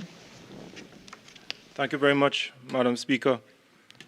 Madam Speaker, it gives me great honor and privilege to contribute in this debate the report of the Standing Finance Committee of the House of Representatives for the second session. Madam Speaker, before I go into the supplementation received by the Ministry of Public Utilities, perhaps I should spare a couple minutes to respond briefly to the last speaker. Safe to say, Madam Speaker, that every time I listen to the member for, Oropouche East, it seems as though he's a colleague with quite a lot on his mind. He appears to be very restless. He seems to always take the opportunity in this honorable House, Madam Speaker, to defend what he alone knows that he is defending. He took up his time not to respond to the Minister of Finance, and the work and the information that the minister has put forward to the national population and to us in this House.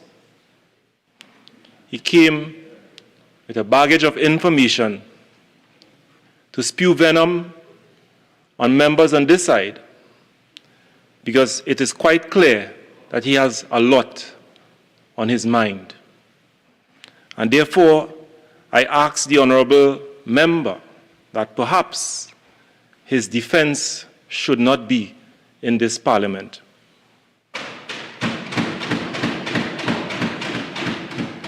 Perhaps the member should be seeking counsel in other places. But this parliament... This is not on the bill. What are you talking about? Okay, continue. This parliament, Madam Speaker, is to debate the people's business. This parliament is to debate the issues affecting our national community. It is about putting forward proposals, putting forward initiatives to enhance the living standards of the people of Trinidad and Tobago. And if any member of this House has any problem, personal, this is not the place for it. It is not the place for it. And that's all I can say at this point in time, Madam Speaker. That is all I am prepared to say on the last speaker. Because every time I sit and I listen to the contributions on members opposite, especially when they presided over the most corrupt government that ever... Madam Speaker, 48. Speaker.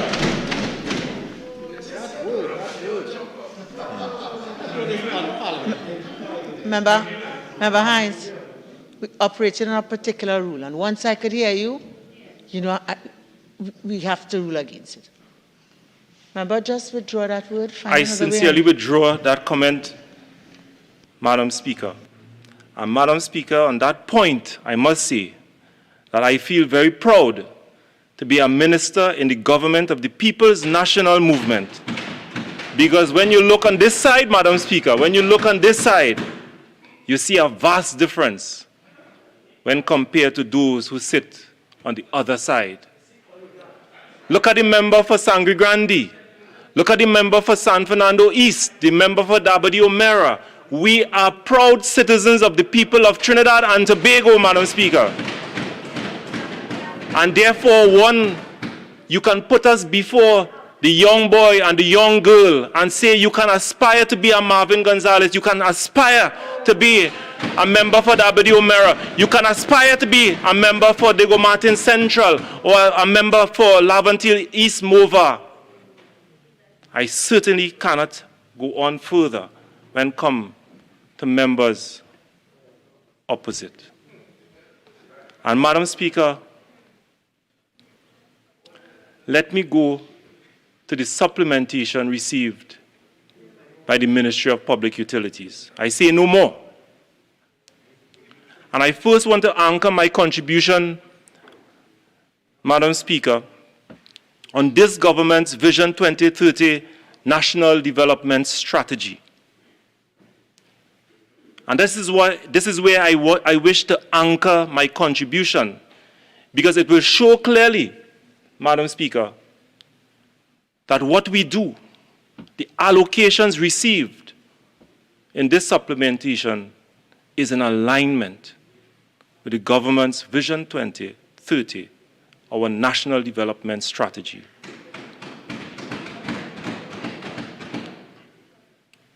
It is not no Vicky-Vi policy, it's not no rum shop talk, Madam Speaker. We are anchored in a clear vision to advance the business of the people of Trinidad and Tobago. Goal 2, Madam Speaker, speaks, our public utility system will be better managed with improved access for all.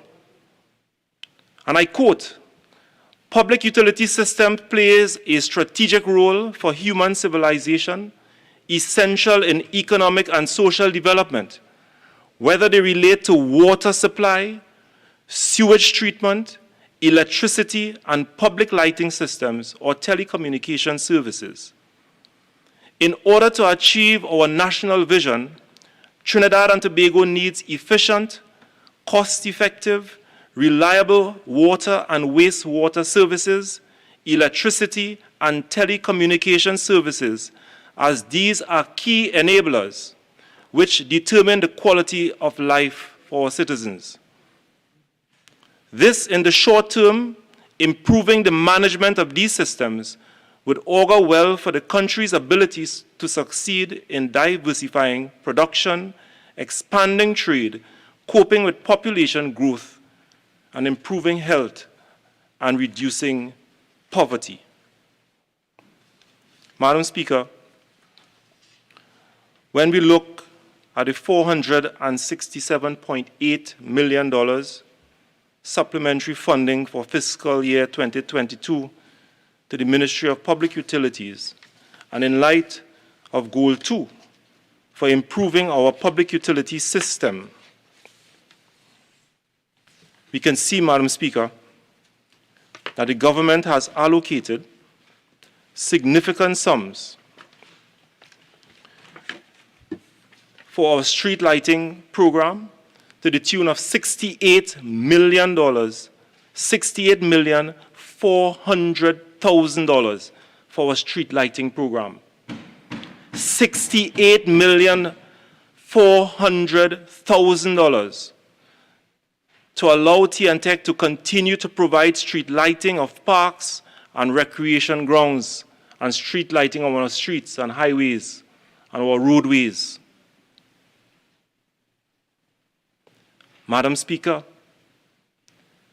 for the last 2 years, we have heard members of the opposition saying that Trinidad and Tobago's economy is collapsing. Nothing good is happening here. Like chicken licking, the sky is falling. Clouds are gathering. We are going up the tracks. But yet still, in the midst of what they are saying, in the midst of our challenges, the government of Trinidad and Tobago was able to put aside $68,400,000 to provide lighting to our streets, to our recreational spaces, and our recreation grounds and parks. You would have seen, Madam Speaker, that in recent times, over the last month or so, we would have traveled to Mayaro, lighting 2 major recreational facilities. We would have traveled to Bazelon Street, into Sealots, into Diego Martin, some areas in central Trinidad, in East Trinidad, all providing lighting spaces for the people of Trinidad and Tobago. And I wish to thank the Honorable Minister of Finance for seeing the importance of this street lighting program by allocating $68.4 million. In the area of refunds to TNTech, Madam Speaker, for rebate on electricity bills, $12 million. And you would recall in the last budget, the Minister of Finance announced in that budget that the rebate system will be increased from 25% to 35%, 10% increase. And what is that 10% increase, Madam Speaker? It is geared towards providing support to our low-income homes, low-income families, to give them access to electricity services. And if their bill is $300 and below, they will receive a rebate to the tune of 30%. In the last fiscal year, the average amount was $45 million. With this increase to $35%, Madam Speaker, the government of Trinidad and Tobago is now spending $60 million to provide support to our low-income families by this rebate system. And this supplementation that we would have received in the sum of $12 million will be provided to accounts of customers, rate A customers, for $300 and less. And whilst I'm on that point, Madam Speaker, and as I've said a short while ago, the government will expend $60 million in our rebate system to provide support to our low-income families. But all of us are aware in Trinidad and Tobago that we have one of the lowest rates of electricity in the Western Hemisphere. And therefore, the support that the government is giving to allow domestic customers and even commercial and industrial customers to access low rates of electricity, it goes far beyond that $60 million that the government is spending for domestic A customers. And why do I say that? Why do I say that? The Minister of Energy will tell you that the price of gas per MMBTU on the international market today is $7 US. $7 US. TNTEC and NGC has negotiated a preferential rate per MMBTU for gas to the tune of $1.68 US cents. That is the rate, the preferential rate between TNTEC and NGC to generate electricity to the people of Trinidad and Tobago. When one takes into consideration the amount of gas that TNTEC takes from NGC to generate electricity to provide to the people of Trinidad and Tobago, at the international rate, I can tell you, Madam Speaker, the international rate, $7 per MMBTU, we are looking at an average of 3.3 billion TT dollars. 3.3 billion TT dollars at the international rate of $7 per MMBTU. So it means, Madam Speaker, that in addition to the $60 million that the government is providing to our low-income earners for Category A or Rate A domestic customers, the $60 million, in addition to that, the government is providing support to the people of Trinidad and Tobago to the tune of $3.3 billion.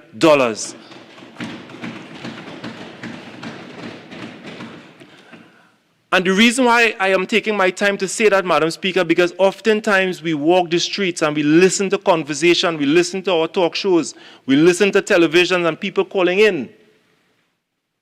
There is this habit, especially those on the opposite, they're asking, what is the government doing for you? How are you benefiting from government services? How are you benefiting from government policy? And I am telling you that this is one example where the citizens of Trinidad and Tobago, not only domestic customers, but industrial customers and commercial customers benefiting from low rates of electricity to the tune of $3.3 billion.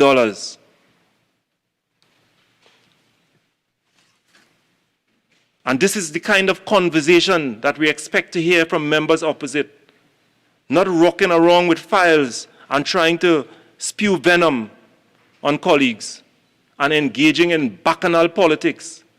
Eric Williams said bacchanal, it will not take bacchanal to run the people of Trinidad and Tobago affairs. If you want to come and engage us in this parliament, come with your policies, come with your proposals, and we will engage you man to man, woman to woman, we'll all engage you. We will engage you. But coming here and engaging in all kind of bacchanal and pical and all these kind of things, how is that going to advance the lives of the people of Trinidad and Tobago? Madam Speaker, let me go on to another initiative. The Water and Sewage Authority is in receipt of $328 million to meet payment of wages and salaries to September 30th, 2022, $150 million, as well as principal and interest of US $60 million loan facility to meet payment obligations to the Salcott, and $25 million loan facilities to settle outstanding balance of an existing revolving loan facility to the tune of $16,427,000. As difficult as it is, as challenging as it is, we have our debt obligation to meet, and I thank the Honorable Minister of Finance for this supplementation so that we can continue to provide the people of Trinidad and Tobago, as difficult as it is, with a reliable supply of water. And now I move to a development program. Additional transmission infrastructure to move power from TGU to the national grid to the tune of $18 million.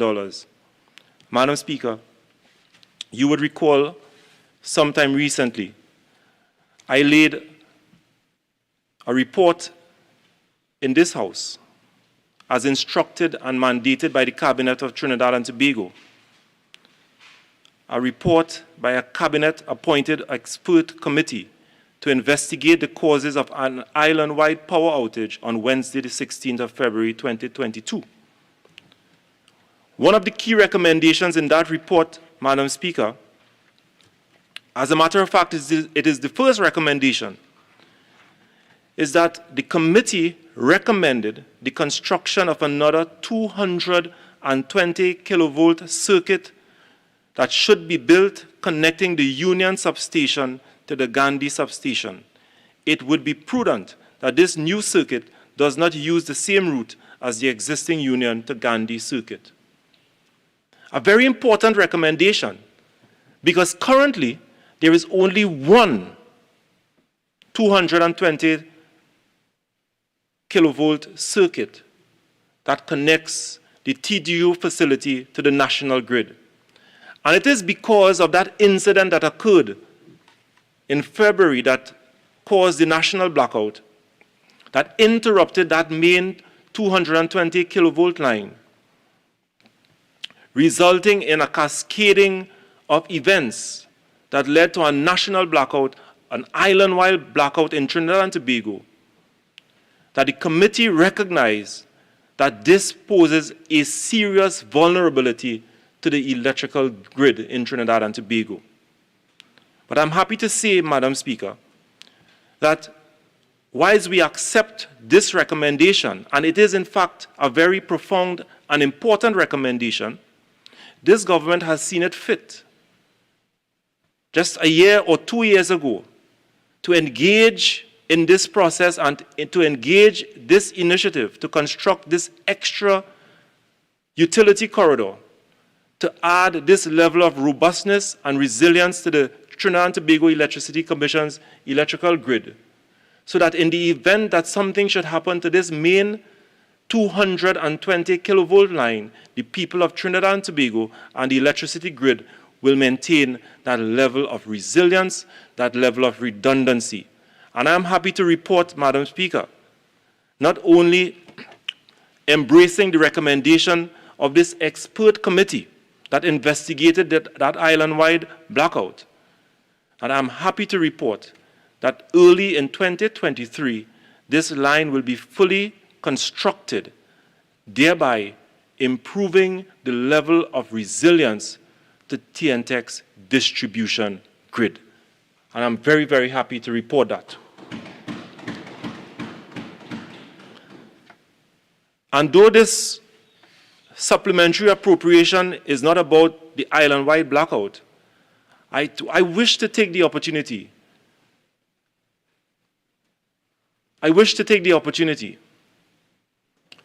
To assure the people of Trinidad and Tobago that the recommendations that are contained in this report will be taken seriously, and that I've asked the Board of Commissioners of the Trinidad and Tobago Electricity Commission to examine all of these recommendations and to provide to me a work plan and a work strategy to implement all of the recommendations in this report so that we can significantly minimize the possibility of an island-wide blackout, recognizing that regardless of how strong your electricity grid, there is always be the possibility for a blackout. There will always be the possibility for a national blackout as indicated in this report. But if we take into consideration some of the key recommendations, we will reduce the possibility of an island-wide blackout. And I wish to assure the people of Trinidad and Tobago that these recommendations will be taken on board seriously, and they will form a significant part in TNTEC's work plan moving forward. Madam Speaker, another initiative that we intend to pursue before the end of this financial year is a renewable energy initiative. What is this renewable energy initiative? Madam Speaker, by 2029, most of the current IPP contracts will come to an end. By 2029, most of the IPP contracts will all come to an end. 824 megawatts of electricity contained in those IPP contracts. What are we doing to prepare Trinidad and Tobago for the next 20 years to ensure a secure system of generating electricity to Trinidad and Tobago? Do we wait until 2029 to ask ourselves, what are we going to do? Do we wait on 2025 to ask ourselves, what are our plans post-2029 or post-2030? The time to prepare for post-2029 is now. And that is the reason why we've made a significant proposal to the Minister of Finance to allocate funding for this particular project on a wind measurement equipment. As I have said, Madam Speaker, 824 megawatts of electricity power generation agreements is going to expire, and we need to position our country smartly and strategically in order to prepare for this. The country must know by 2025 whether wind generation on a utility scale is possible. New power generation on a utility scale is a 3 to 5 year process. So by 2026, new power generation must commence again.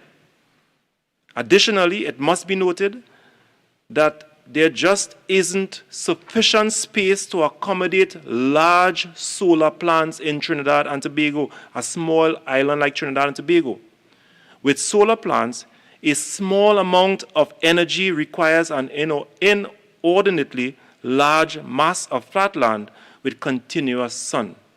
So wind must be explored. In this regard, Madam Speaker, the Trinidad and Tobago Electricity Commission and the Ministry of Public Utilities have laced together to pursue a wind resource assessment projects and wind feasibility studies. The LiDAR equipment, as we have catered for in this supplementation, the LiDAR equipment are needed to deploy at several locations across Trinidad and Tobago to collect wind data using an internationally standardized methodology to attract international investors. The country needs to have at least 6 pieces of LiDAR equipment, but up to 8 pieces are desirable. And why I'm saying 8 pieces?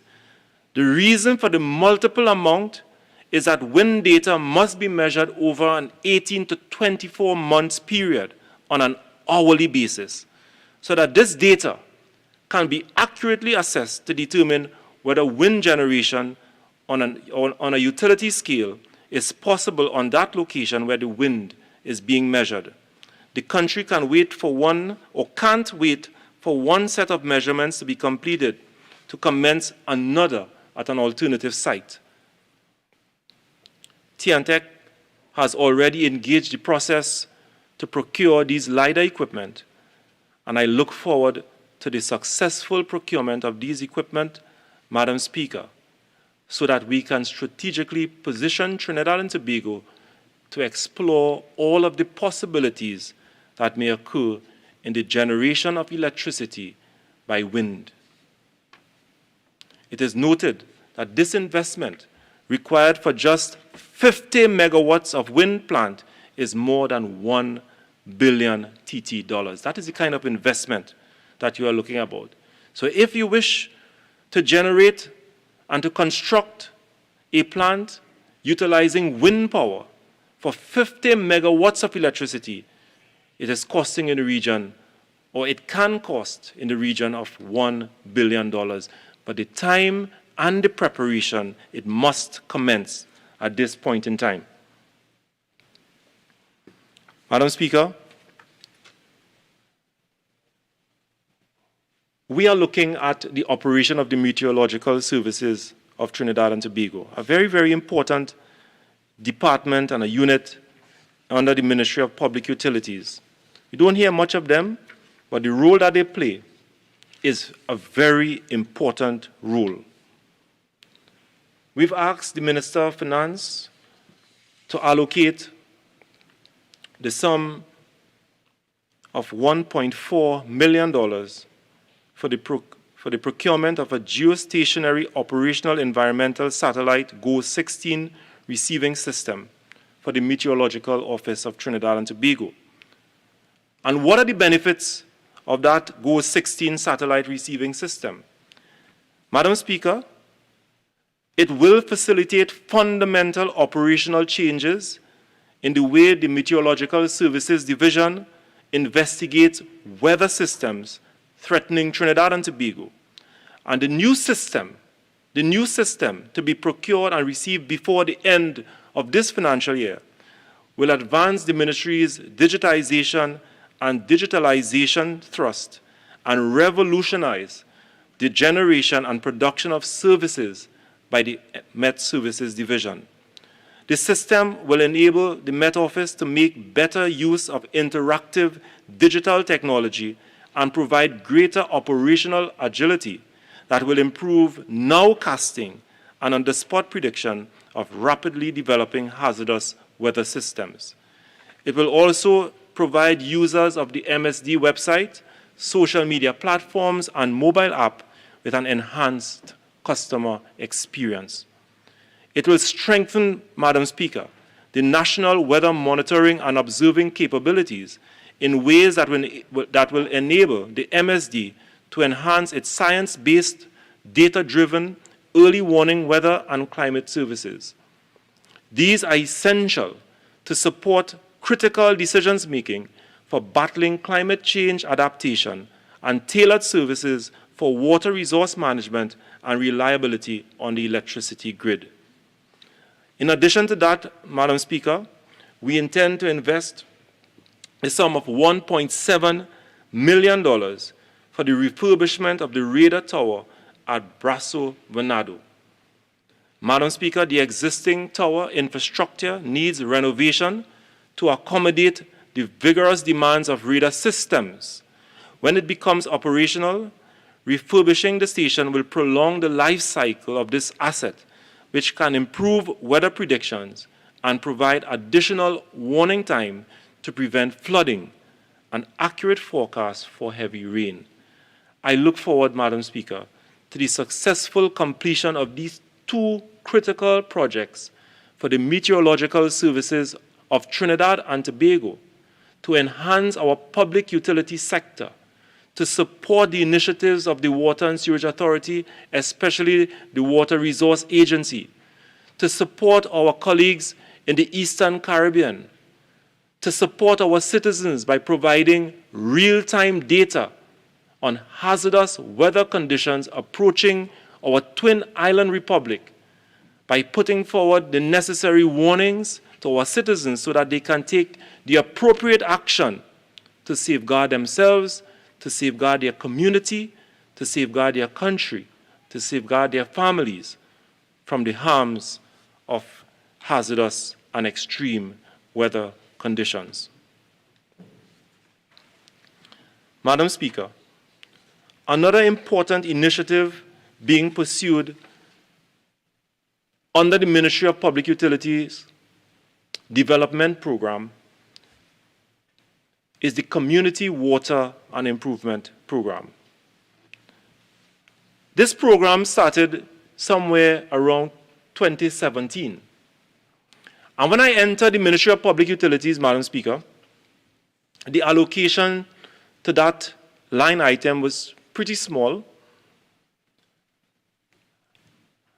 And I challenged the public officers at that ministry, as well as the employees of WASA, that if we utilize the CWIP program, as we fondly call it, Community Water Improvement Program, we can touch the lives of many of our citizens and communities all over Trinidad and Tobago with just a little bit of money.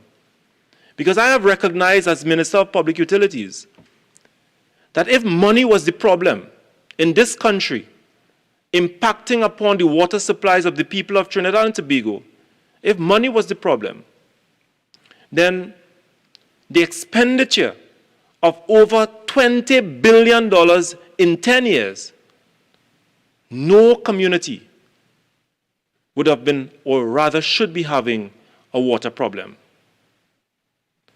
Over $20 billion spent in the Water and Sewage Authority, Madam Speaker. But yet still we hear of complaints in Pinal. We have complaints in Mayaro. We have complaints in Sangre Grande. We have complaints in Pointe-a-Pierre, in Chaguanas.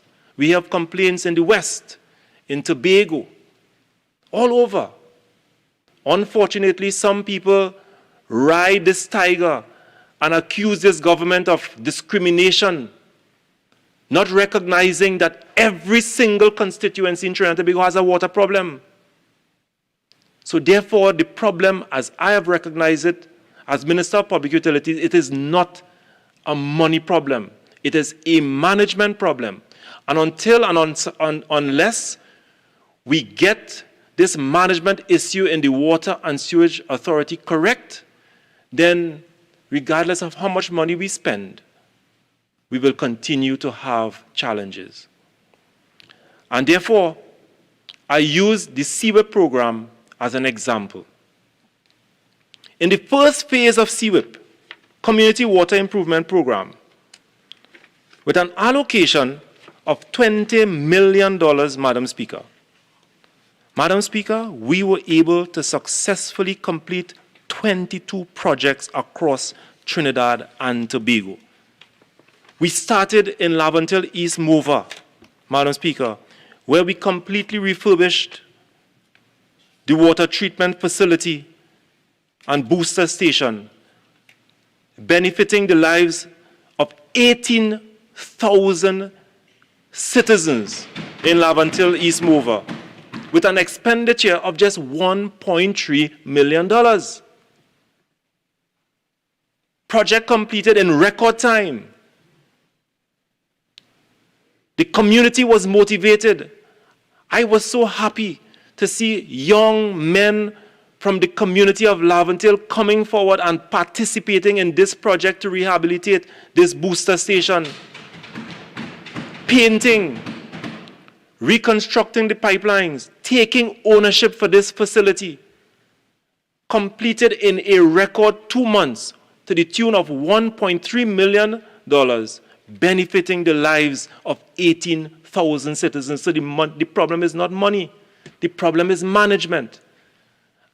And whilst I'm on that point, Madam Speaker, I wish to go on record to thank the Ministry of Public Utilities, the team at WASA, and all the hard-working staff, and all of the residents in the various communities across Trinidad and Tobago are all motivated by this program.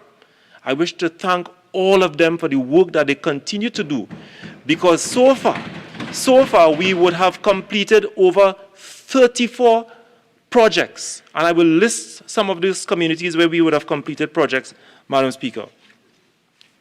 Over 34 projects in Phase 1 and Phase 2, impacting over 100,000 citizens, and I list them. Mendes Booster in St. Joseph, benefiting 15,790 residents. Ramjatan Trace in Pinal, SS Erin Road, improving the class of supply from 24/1 to 24/7. Pitch Road in Mova, just explain it, improving the lives of over 17,000 residents. Where's my friend from Manzanilla?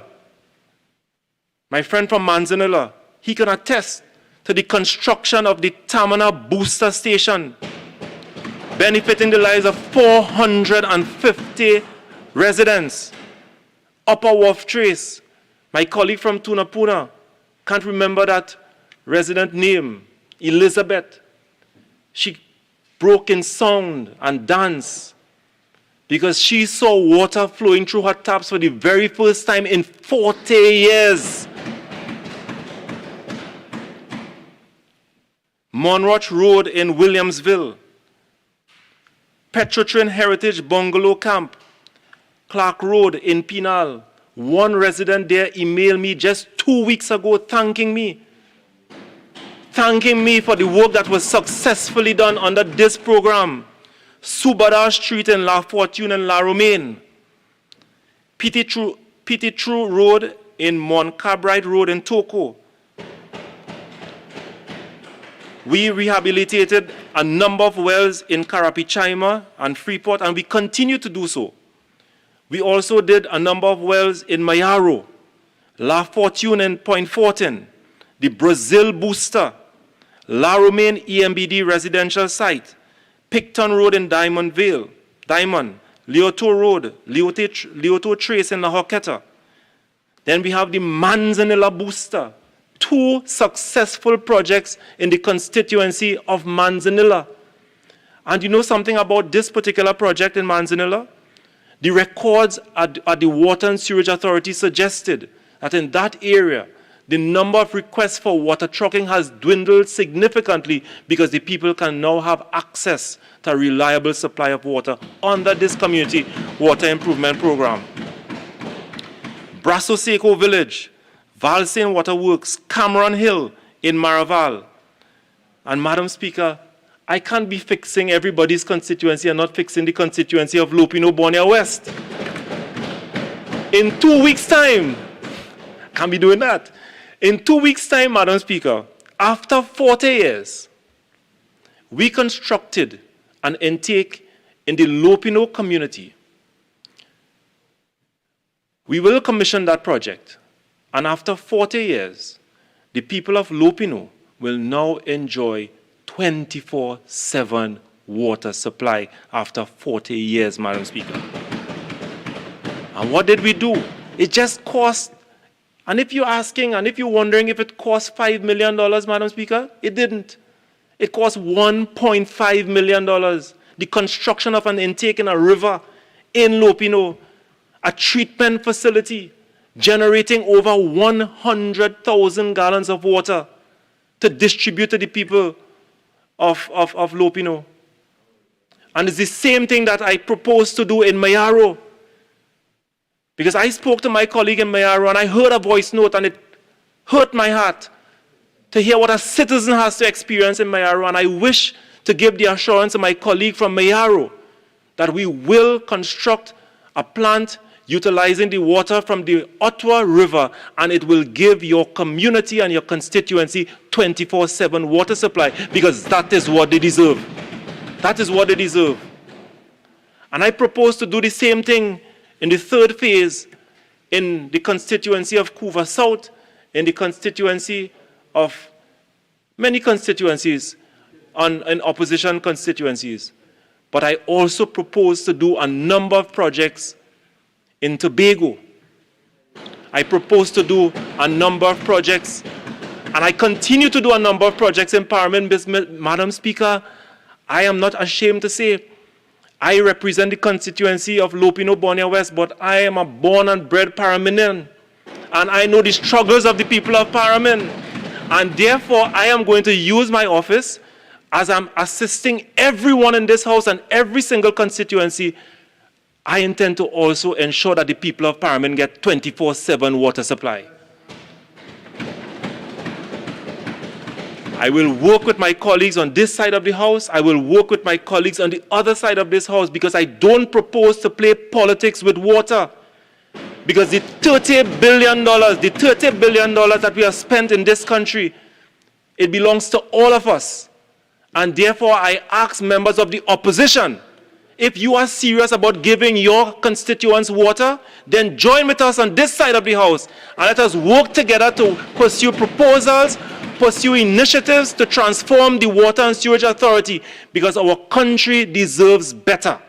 Our country deserves better. All the WRA reports would have suggested that we have more water than is necessary to supply the people of Trinidad and Tobago with 30 years of water. It is because of waste, corruption, mismanagement from all sides. I do apologize, Madam Speaker. It is because of wastage. It is because of mismanagement. Over the years, we have so many of our communities not getting an efficient and a reliable water supply. It is time for the rivers of righteousness to flow in this country once again. Let righteousness flow like a mighty river, like a mighty stream from every single constituency, PNM constituency, UNC constituencies. Forget the old talk from the member from Princestown, because I know he's going to respond to me. But I invite him, when he stands at that podium, give us the assurance and give us the support, because your constituency is also depending on righteous representation, not hypocrite representation. Give us the assurance. Let us fix the problem, because we do have the capacity to fix the problem. And therefore, Madam Speaker, on this point, I look forward to the successful completion of the third phase of the Community Water Improvement Program, where we expect to touch the lives of an additional 30,000 citizens. Madam Speaker, I thank you. Member for Princestown.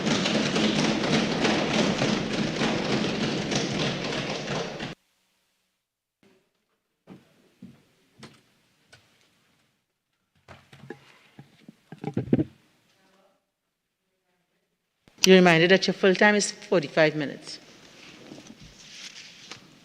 Thank you, Madam Speaker, for the opportunity to contribute as we seek to adopt the report of the Standing Finance Committee. That committee would have taken place last Friday. Madam Speaker, after listening to the presentation by the member for Lopino Bonnet, there was one thing that the Minister of Public Utilities, member for Lopino Bonnet, said that I agree with, and that is, the problem is not money, the problem is management. The minister, the member for Lopino Bonnet, lamented that in his own constituency for 40 years, there are areas that has not had water for a 24/7 supply. I want to ask the honourable member, out of that 40 years, how many years did the PNM sit in the government of the Republic of Trinidad and Tobago? Madam Speaker, it is a shame, it is a crying shame for the member for Lopino Bonnet to come and say after 40 years, when his very own party, the People's National Movement, for 3/4 of that period was a government of the Republic of Trinidad and Tobago. Madam Speaker, in those very constituencies the member for Lopino Bonnet speaks and pontificates from, has not had any kind of development, and they continue to live in squalor, in sewage, and that is a representation of constituencies that the member for Lopino Bonnet boasts about. 40 years, they're now getting water 24/7, and the member thinks that is a grand achievement, when his very own party has been representing those areas for all of those 40 years. Madam Speaker, the Honourable Minister said that they were developing a national development strategy in the area of public utilities. And the Minister indicated, Madam Speaker, that they were doing all of these grand things through this national development strategy. But Madam Speaker, in the area of public utilities, the only grand strategy we are seeing is their strategy to run the Ministry of Public Utilities and the state enterprises under the Ministry of Public Utilities into the ground. All we are seeing is the selling off of assets in the area of public utilities, TSCT, WASA, TNTEC. All we are seeing in public utilities in TSCT, WASA, and TNTEC is the closing down of companies. We are seeing the sending home of employees and the writing off of debts, and the starving of these companies of staffing and funding. Madam Speaker, when you look at the Standing Finance Committee report and the breakdown under various ministries, state enterprises, state companies, etc., out of the $3 billion that we are being asked to vary today, Madam Speaker, to supplement, $192 million. $192 million, Madam Speaker, of this $3 billion is not to help with respect to food cards, to put money in the pockets of people to be able to purchase food who cannot provide for their families. $192 million is not going towards development works in terms of roads, infrastructure. It is not going to help families who are impoverished or to address the woes in the public health system. $192 million is being spent on arrears to pay TSCT, WASA, and TNTEC.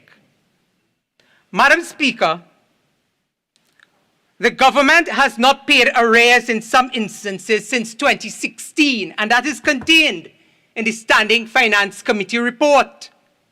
And up to this time, Madam Speaker, when you peruse the verbatim notes coming from ministers and members opposite, when pointedly they were asked what would have contributed, what would have accounted for ministries, state departments, even the EBC, since 2016 in some instances, not being able to pay WASA, TNTEC, and TSCT. And the Minister of Finance, when I asked the Honourable Minister, I said, Minister, would you not agree that because this situation has been allowed to languish in these state enterprises and under the Public Utilities Ministry, that would account for a great part of why many of them are in the red? The Minister emphatically said no. Madam Speaker, when you look at the contents of the committee's report and the breakdown of the various ministries, it tells a very different story from what the Minister of Finance told us on Friday. And the former Prime Minister, former PNM leader, Mr. Patrick Manning, used to tell us facts are a stubborn thing. And when you look at the facts in the Standing Finance Committee report, it is here in the black and white. $192 million. $192 million for arrears dating as far back as 2016 up to 2021 without any logical explanation. We were then told that they weren't receiving their invoices and so on. Madam Speaker, where else in the world? Member for Princestown, I assure you that that mic is working perfectly. Madam Speaker, where else in the world could something like this have happened? Where the EBC or the ministry would not call up to say, well, we are not receiving the information to pay. But Madam Speaker, the minister uses this as a weak and feeble excuse for why these ministries, state departments, state enterprises are in the position they are in today. Madam Speaker, let's look at the allocations. And while the Standing Finance Committee does not allow for us to go back into the previous years and previous records, what we are asking is in the context that today we are being asked to approve $192 million going to these public utilities company. But what would have brought us to this situation? Therefore, we are asking the ministers under the various ministries, what was the allocation for these public utilities? Where did the allocations go? Where did you vary it to? Because when you look at the yellow books, you would see that they were properly budgeted for, under budgeted in many instances, but budgeted. And therefore you ask, where did the allocations go? Why is government a bad payer? Is it to purposely drive the companies into the ground? And that is the question we must ask. TSCT, Madam Speaker, out of that $192 million that we are being asked to supplement today, half of that goes to TSCT. But yet we are seeing TSCT selling out their assets. Millions of dollars in properties are up for sale. And the minister, who is the chairman of the cabinet subcommittee that the member for Lopino Bonnet spoke about, when asked about this, said that she had no idea, no knowledge of this. This is the very same government who purchased Massey Communications at the tune of $279 million. And it came in this very parliament and told us they had no idea how that happened or who gave that instruction. And Madam Speaker, history is repeating itself. The same thing is happening in TNTEC and the same thing is happening in WASA. So why is government a bad payer? Is it purposely to drive these companies into the ground? Madam Speaker, when you look at the industrial court, in this Standing Finance Committee report, TNTEC is owed $405,000. TSCT, $104,000. Service Commission, $425,700 for TSCT. The EBC, $2 million to TSCT. And this covers the period April 2019 to November 2021. And probably ongoing. Because up to now, the Minister of Finance did not tell us whether or not, and we suspect that this is also happening, that this is an ongoing situation, so it does not just stop at November 2021. Madam Speaker, if they cannot manage the affairs of paying WASA, TNTEC, and TSCT for paying for the use of a telephone, how are we to have faith in these people managing and conducting elections in our country? If they cannot manage telephone bills in the Ministry of Education, how can we then expect them to manage the education system? No wonder across every ministry, across most state enterprises, we are seeing these challenges because they are running these ministries, these state enterprises like a parlor. And we are not seeing this, Madam Speaker. Facts are a stubborn thing, and it is in the black and white of the Standing Finance Committee report. This is what is here, and the lack of answers coming from the ministers and the members across the floor, including the member for Diego Martin, Northeast Minister of Finance, tells this tale very clearly. Madam Speaker, THA, 2017 to 2021. Who was in charge of the THA, Madam Speaker? By a majority of, I think, 8 or 9 seats in the Tobago House of Assembly. $32.2 million to TNTEC. Madam Speaker, the Ministry of National Security, a ministry that is critical to the safety of the people of Trinidad and Tobago. Between the period, Madam Speaker, 2019 to 2021, electricity, $9 million. Telephones, $14.2 million, 2019 to 2021 and ongoing. Madam Speaker, Ministry of Education, 2018 to 2021, electricity, $26.25 million. TSCT, $9 million. And we ask, Madam Speaker, when you go back and you take a look, those votes we passed in this House, appropriations that would have covered those line items, and therefore, where did they via the votes to? And this really tells the tale of mismanagement at its highest, Madam Speaker. Madam Speaker, the Ministry of Public Utilities, $68.4 million street lighting, $12 million in rebates. The Salcott, $161 million. Madam Speaker, the member for Lopino Bonaire West on March 22nd, 2022, had this to say in an interview with the Trinidad Express. The member indicated that despite TSTT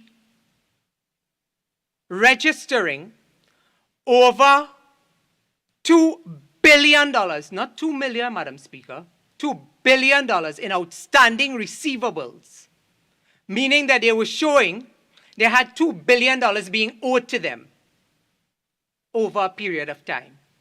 The minister indicated that $1.68 billion was written off. So the books of TSCT shows $2 billion outstanding receivables. The minister then comes and says $1.6 billion was written off. Today I want to ask, Madam Speaker, that we are seeing across the board through the Standing Finance Committee report, many of the ministries, the state enterprises, the departments are registering millions of dollars owing over that period, that exact same period, that the TSCT reports speak of, 2018 to 2021. Minister says $1.68 billion written off, but then there remains about $400 million still owed in debt. So I'm asking the Minister and the Minister of Finance in particular, the $1.68 billion, and when you add the $400 million that remains on the books of TSCT, which takes us roughly over the $2 billion threshold, how much of that, Madam Speaker, Minister of 48-1, Finance? this bill is not about TSTT. Are you deaf? Okay, so, member for Princestown, what I would like to caution you, because I understand you're talking about the allocations across the board, but having regard to the line you're developing, I want to caution you with respect to Standing Order 87-2. And we're talking about the supplementary appropriation. And therefore, our contributions are really confined to the proposals that are before us. So I've allowed you a little sort of leeway in looking at revenue, but are confined to the proposals before us. Okay? So while I overrule the member for San Fernando East on 48-1, I am cautioning you with respect to Standing Order 87-2. Okay? Speaker, so guided. Madam Speaker, I'll ask it this way. Ministry of Education implement. Speaker, I stand on Standing Order 48-4, and I, through you, ask the Honourable Member for San Fernando East to withdraw his last statement by asking the member for Barataria if he's deaf. Okay. Member, in any event, I overrule. This is a place where, it allows for certain sort of robust language. I don't think that has reached the threshold of insulting. Okay? We are supposed here to have a certain amount of armor, thick skin. Continue. Thank you, Please, Madam member. Speaker. Madam Speaker, if we look at the Ministry of Education, the supplementation here is for $9 million to go towards TSCT. And if I look at national security, $14.2 million is going to go to TSCT. And the question that I'm asking in light of these things in the Standing Finance Committee report is, out of that $2 billion that TSCT has in debts, how much of it is from the state? And whether or not the state is purposely driving these companies into the ground. Madam Speaker, when you look at the development program under the Ministry of Public Utilities and the supplementation that we're being asked to support today, the Minister of Public Utilities spoke about the additional transmission infrastructure to move power from TGU to the national grid at the tune of $18 million to facilitate the establishment of a Union Estate Gandhi Village 220 kV double circuit. Now, Madam Speaker, when the member for Lopino Bonnet spoke, and the member spoke about this new project in the development program, the member spoke with such glee that one would have thought that this was a new project, where the member crouched this project in light of what occurred in February 16th with respect to the national blackout. But, Madam Speaker, what the honourable member will not tell you, and that we will share on this side with the national community, is that when that national blackout occurred on February 16th and the country was plunged into darkness for over 12 hours, the Minister of Public Utilities, member for Lopino Bonnet, would have us believe that this project would have alleviated that challenge in that it would have not put the entire burden on the Union Gandhi Estate Village 220 kV double circuit, and instead would have provided an alternative in terms of the power supply.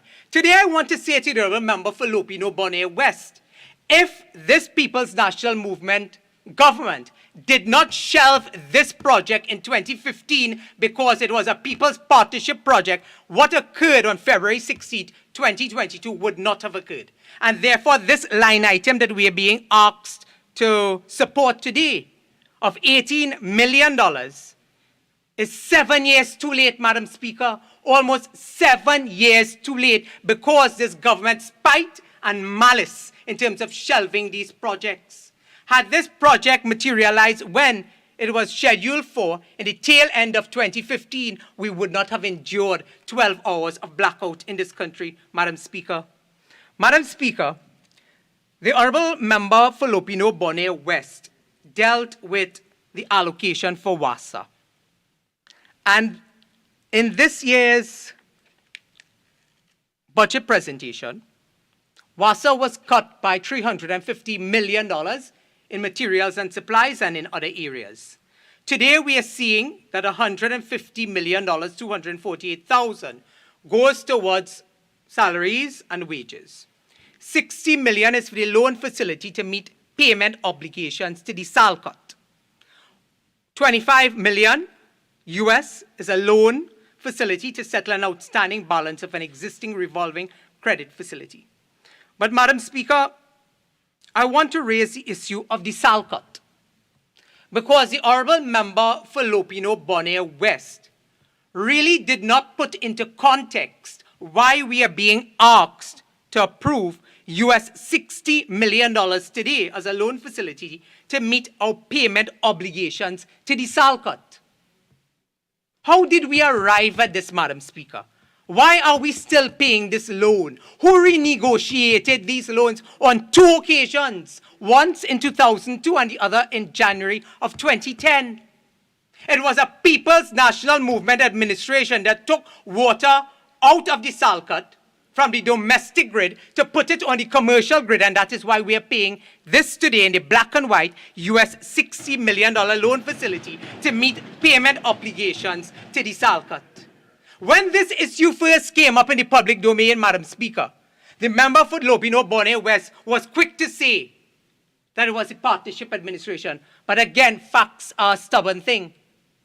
Madam Speaker, on January 6, 2010, the Cabinet note shows that it was a People's National Movement administration that renegotiated a contract for the SALCOT all the way up to 2036 at a much higher price and at industrial rates for water to be placed on the domestic grid. And that is how we ended up in the situation of the SALCOT. But the member for Lopino Bonnet West will not put into context. The member cherry picks his way through the supplementation, but the member will not tell us how we arrived at this, Madam Speaker.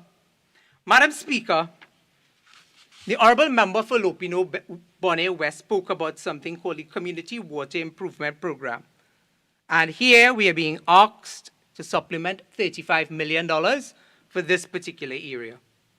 The member shared with us the list of the projects. And when you look at the distribution of those projects, Madam Speaker, there is really no equity in terms of how the projects are distributed to the benefit of the people of Trinidad and Tobago. Many colleagues on my side of the House, Madam Speaker, can tell you we have been writing the minister ad nauseum, asking for these projects in our own constituencies, and it has really fallen on deaf ears. Madam Speaker, the minister also spoke about being able to pay TNTech for the provision of street lighting and lighting of parks and recreation grounds.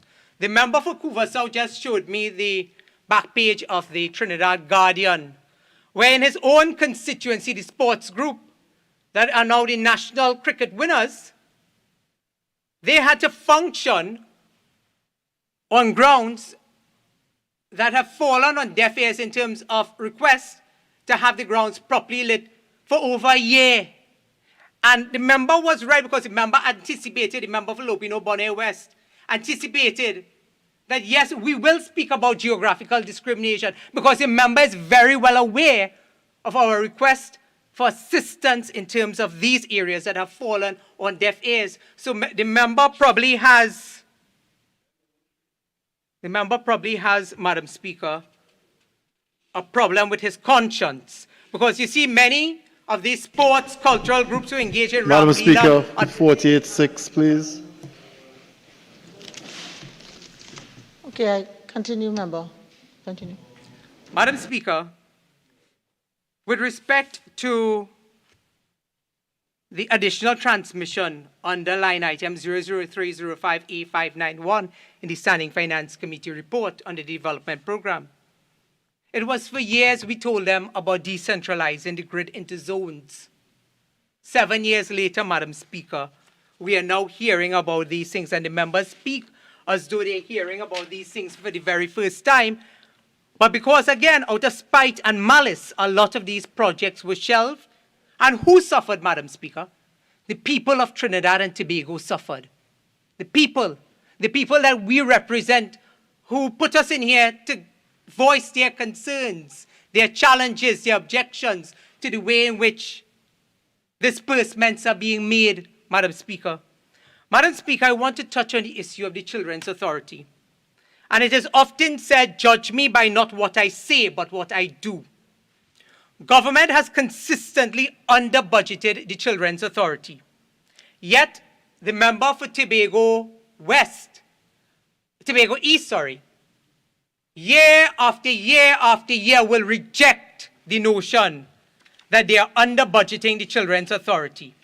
Madam Speaker, I want to turn your attention to the headlines of the Newsday last year, June 11th, 2021. And the headline read, Minister in the Office of the Prime Minister, Ayanna Webster Roy, said her ministry and the Children's Authority were not being understaffed and under-resourced, and she rejected this notion from the member for Princestown. Now, Madam Speaker, in this year's supplementation, we are being asked to give $23 million, roughly, to the Children's Authority. The year before, in a supplementation, we were told to give them $16 million. And the year before that was $10 million. So the member for Tobago East, who has responsibility for gender and child affairs, tells us that she's rejecting the notion that the Children's Authority is being understaffed and under-resourced. But consistently for the past 3 to 4 years, every supplementation, and I've showed the figures, this year's 23 million, last year was 16 million, year before was 10 million. But yet the member rejects the notion that they're being understaffed and under-resourced. Madam Speaker, facts are a stubborn thing. And these facts in the black and white of the Standing Finance Committee report is an indictment on the member for Tobago East and on this government in terms of the under-resourcing and understaffing of the Children's Authority. Madam Speaker,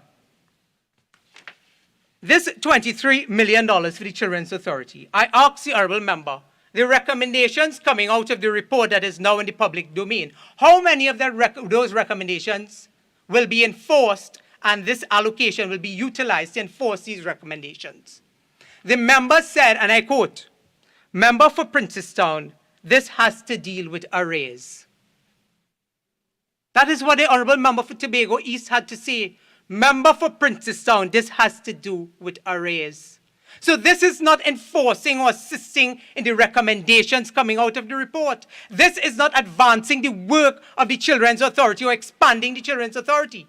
This is because they're understaffed and under-resourced the Children's Authority for yet another year. That is $23 million will now be used for arrears. When I asked the honourable member in the last Standing Finance Committee report in 2021, how many of those vacancies will be filled to utilize that $16 million? This year, the honourable minister could... We're talking about these proposals, okay?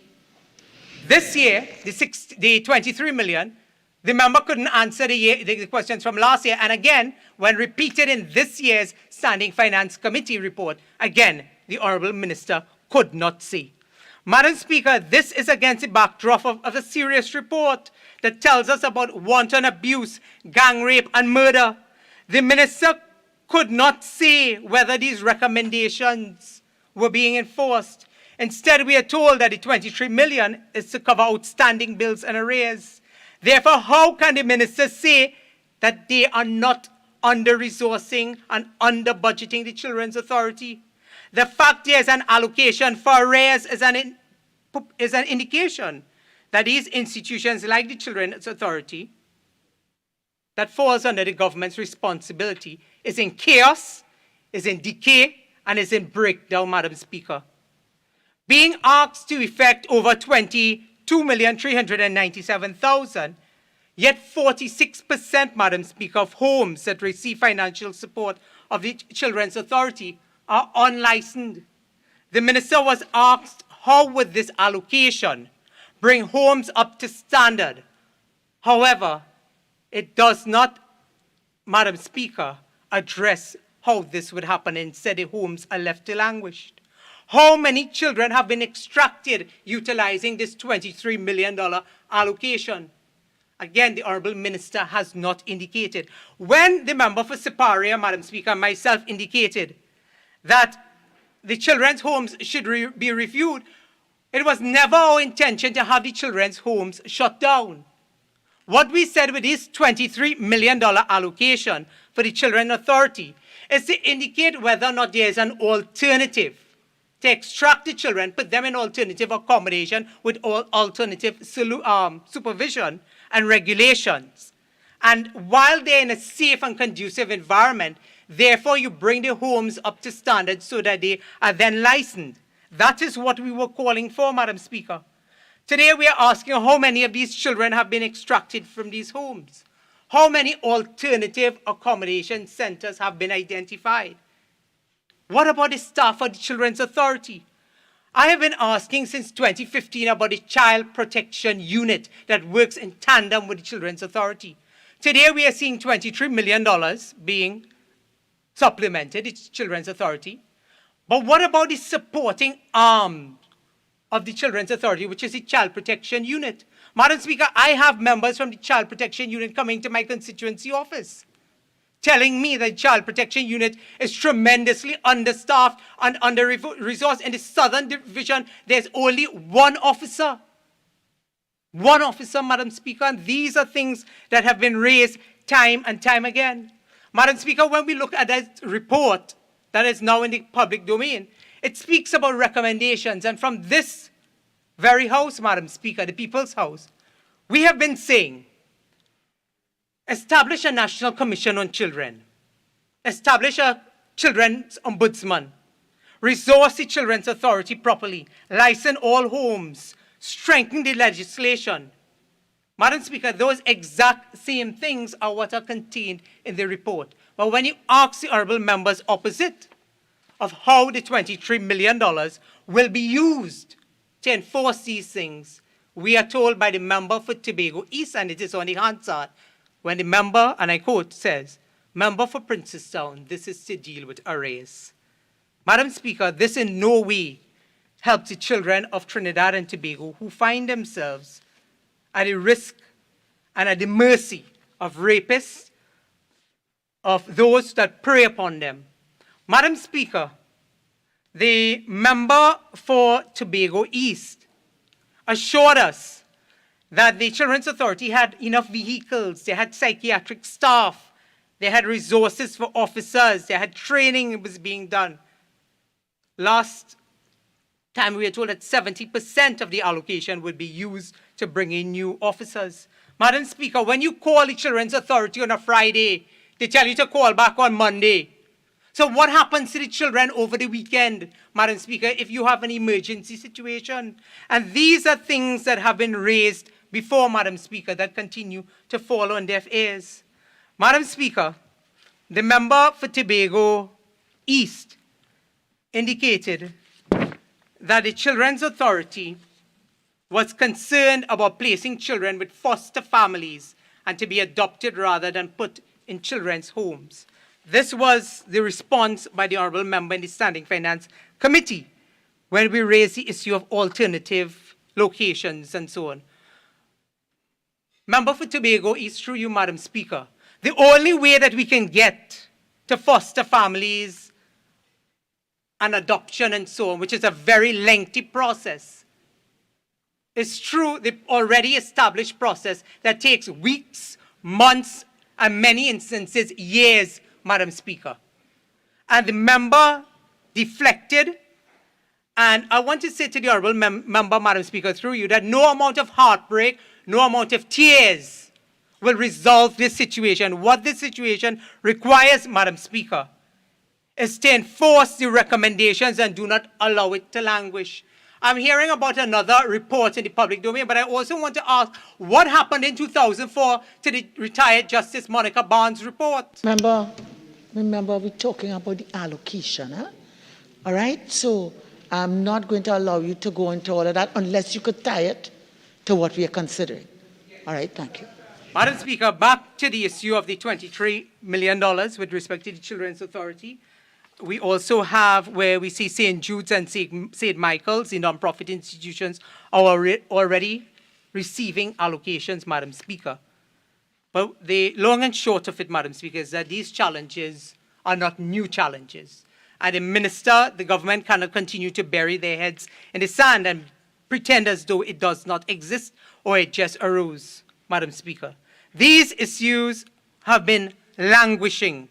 It took the member for Siparia to establish and operationalize the Children's Authority after many years that a package of children's legislation was left to languish, Madam Speaker. What we are asking is that despite the $23 million here for the Children's Authority, the $192 million in arrears to the public utilities companies, these things mean very little to the people of Trinidad and Tobago unless it impacts on their quality of life, Madam Speaker. And all what we are asking today as responsible members of Parliament and those persons who have been elected to represent people and the interests of the people of Trinidad and Tobago, Madam Speaker, is to bring about the necessary changes that these supplementations and future supplementations will change the quality of life and protect the most vulnerable in our country, especially the children who are affected time and time again with these reports, while ministers, members of Parliament, governments sit on their hands, Madam Speaker, and do very little to alleviate the challenges and problems. Madam Speaker, the member for Lopino Bonaire West also spoke about some new projects that are coming on stream that are expected in the public utilities sector. The member spoke about renewable energy incentive of $2.382 million to enable the procurement of 2 wind lidar units and ancillary equipment. The member also spoke about the upgrade of the network service infrastructure, the procurement of a geostationary operational environmental satellite GOES-16 receiving system, $1.4 million. Madam Speaker, this is expected to assist with the Meteorological Services Division, and also this will have an impact on the Ministry of Public Utilities and WASA in terms of the prediction of climates, in terms of affecting of our reservoirs and our dams, Madam Speaker. Madam Speaker, we look forward to some of these projects, but this comes against the backdrop of the minister himself saying in the contribution that the minister just made that WASA is embarking on restructuring and so on. And the minister, almost as making these announcements in a vacuum, could not relate to how this will work in tandem with the restructuring of WASA. It has been over 1 year, Madam Speaker, that the Cabinet Subcommittee report on WASA has been laid in the Parliament. Today we are seeing these allocations for new projects that will impact the operations of WASA. But the Honourable Minister could not bridge the gap in terms of telling us the all-of-government approach and the holistic way in terms of dealing with this challenge of WASA. Madam Speaker, as I wrap up, there was one other issue that the Honourable Member for Lopino Bonaire, Minister of Public Utilities, dealt with that I would like to respond to. And that has to do with the issue of NGC and TNTech. The Minister spoke about NGC selling gas to TNTech. I want to ask the Honourable Member, again, Madam Speaker, whether or not government has removed in part or in whole the subsidy that it sells natural gas to TNTech as it relates to the gas price the Cabinet Subcommittee has fixed that they will... Member, in terms of what we discussing here, I won't allow that. Madam Speaker, Having traversed those issues under the Ministry of Public Utilities and under the Department of the Children's Authority affecting children's issues in Trinidad and Tobago, Madam Speaker, I take the opportunity to thank you, to ask members opposite to take a closer look at the proper management of the public utilities sector. The public utilities sector is in a total disarray when you look at TSCT, WASA, and TNTEC. And a similar occurrence is happening with the Children's Authority for 7 years, languishing. And I fear, Madam Speaker, if it is allowed to continue, we will continue to see the escalation of the rights, the privileges of, and the innocence of our nation's children continue to be taken advantage of. With those few words, Madam Speaker, I thank you and I thank the House for its time. Prime Minister.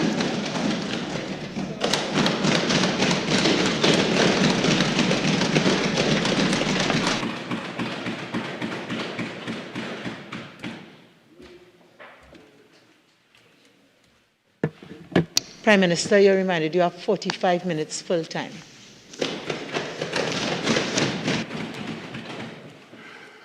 Thank you, Madam Speaker. Madam Speaker, I am happy that you have reminded me, because not for the first time, we did hear our colleagues in the Parliament during the height of the pandemic complaining that the adjustment downwards in our speaking time was a breach of their constitutional rights. And they complained vehemently as we made those necessary adjustments. Today, I must admit to have been confused when we had issues over the speaking time, and I literally had to ask a question of the Leader of Government Business. What have we done? Only to find out that what we did was to extend member speaking time to what it used to be in the normal arrangements pre-pandemic. But the objection of my colleagues on the other side to an extension of the speaking time could not be understood by me, because I couldn't believe that people who spend so much of their time complaining that their constitutional rights were abridged by the restrictions we had, when we then decided to go back to a normal situation. As a matter of fact, today, Madam Speaker, I was again caught by surprise when we had tea time. I was accustomed to us working continuously through to get out as quickly as possible. And if what I saw today happened, we did break for tea today. And of course, what that tells you, Madam Speaker, is that doesn't matter what we do, we cannot please our colleagues on the other side. Imagine objecting, and to the extent where the Leader of the Opposition started her presentation by addressing this issue of being given extra time and accusing us somehow of ambushing her. Madam Speaker, if the opposition leader doesn't want to prepare to come to Parliament, to stay in the House, to lead her troops from in front, that is their business. That is their business. Some box carts are led from behind if you know how to steer it. Madam Speaker, but what surprised me most about my colleagues on the other side, Madam Speaker, is what the member for Princeton just ended on. Madam Speaker, the unmitigated gall of a UNC member getting up in this House and telling us on this side about lack of caring for children and seeking to scold and castigate us about children in government subsidized and prepared homes for unfortunate children who require state care. Madam Speaker, nobody on the opposition side should tell anything to anybody on this side on this matter, Madam Speaker. And I want to demonstrate to you, Madam Speaker, and I ask for your permission, Madam Speaker, to quote liberally from the Express of Monday the 16th. That's today? Today's Express. Madam Speaker, the reason why I have to do this is because in July of 2020, I think it was July 2020, sorry, 2021, July of 2021,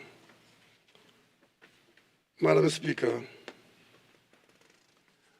this government, in response to discomfort with respect to what is taking place in the homes where those children were, set about to inquire into it by putting a group of professional people to look at the situation.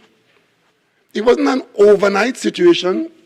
It was pretty much an ongoing kind of chronic situation simmering there, that these homes had issues, and we put a team in place to find out, to put our fingers on the pulse of it. That's July. The team reported on the 13th of December of 2021. And we gave the report to the government departments to look at immediately. And the cabinet in March, a few weeks later, took a decision to lay the unabridged report in the parliament so that the population, all of whom have an interest in this matter, would know exactly what we're dealing with in those children's homes. That is what this government did. Madam Speaker, let me quote for you from today's Express editorial what the UNC government did, represented by those who got up here today, including the leader of the opposition and her colleague from Princeton, pretending that they somehow have some interest in this matter and that they are upset about how this government handled it and so on and so on. Madam Speaker, let me quote for you from the Express liberally. SABGA report scandal. It is bad enough that former Social Development Minister Manohar Ramsaran and the Pandey administration failed to act on the dynamite findings of the SABGA Task Force report into children's homes and institutions back in 1997. 1997.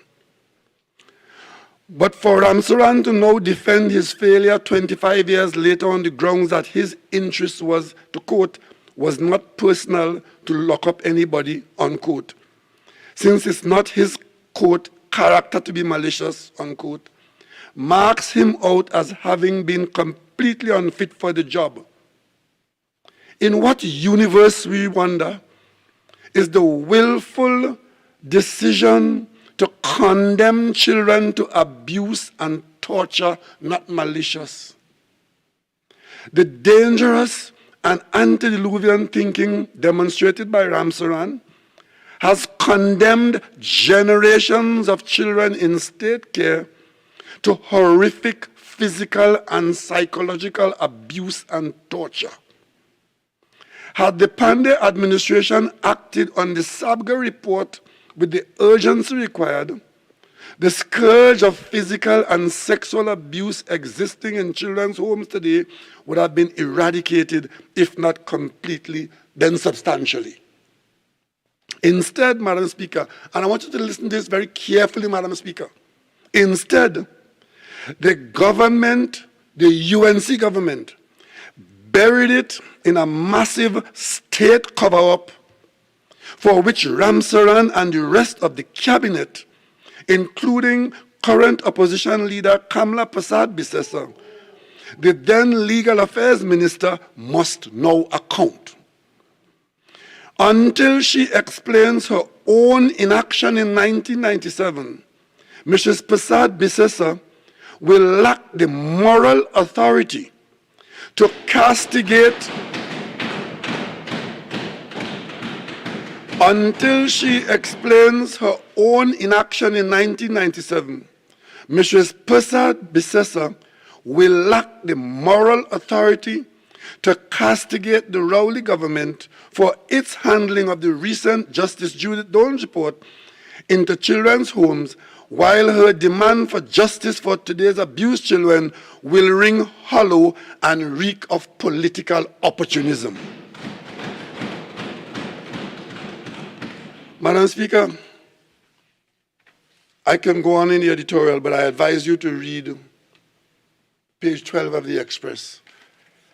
It is the most damning condemnation I have ever seen in an editorial of office holders in Trinidad and Tobago, many of whom are still in this parliament today. And while that is so, the government that did a report of current situation and brought it to the public in the parliament a few weeks later is being castigated by these miscreants. Madam Speaker, this is the height of hypocrisy. Madam Speaker, 48-4. Madam Speaker, 48-4. Draw the matter by these honorable members. By these honorable members who, Madam Speaker, I have just found out, I issued a statement today, Madam Speaker, because when I read the newspapers today, I got angry. Because this government, which is being castigated by those on the other side, the committee that we put in place to look at the situation for these children who are there now, not 1997, but now, the committee tried to get a copy, just a copy, of the Sabga report. And they had to conclude their work, and up to this day, have not been able to see or hear the Sabga report, because the report was so buried deeply that even the committee appointed by the cabinet in 2021 has not been able to view the Sabga report of 1997 because the UNC has buried it so far and so deep for the same kind of children that they're pretending to love here today. What level of hypocrisy is this, Madam Speaker? And Madam Speaker, if the report in the media is to be believed, and if it turns out to be true, what is being said and published by the media, which appears to have a copy of that report, is that there are people, some of them in the government, who had information of criminal conduct perpetrated against those unfortunate children, and they hid the report. Madam Speaker, I'm not a lawyer, but I've asked today, I've issued a statement today asking the Commissioner of Police to immediately seek to find that report. And if that report, on being found, shows that there are people who have broken the law in any way, that they should be prosecuted to the full extent of the law and not come to the parliament or wherever else they go and talk nonsense about this government's urgent and transparent action. Madam Speaker, that is the kind of wickedness that we are living with in Trinidad and Tobago.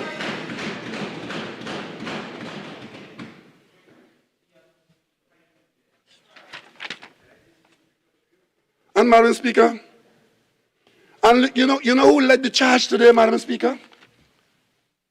The leader of your opposition, talking about the infamous Sabga report. Madam, where is your conscience?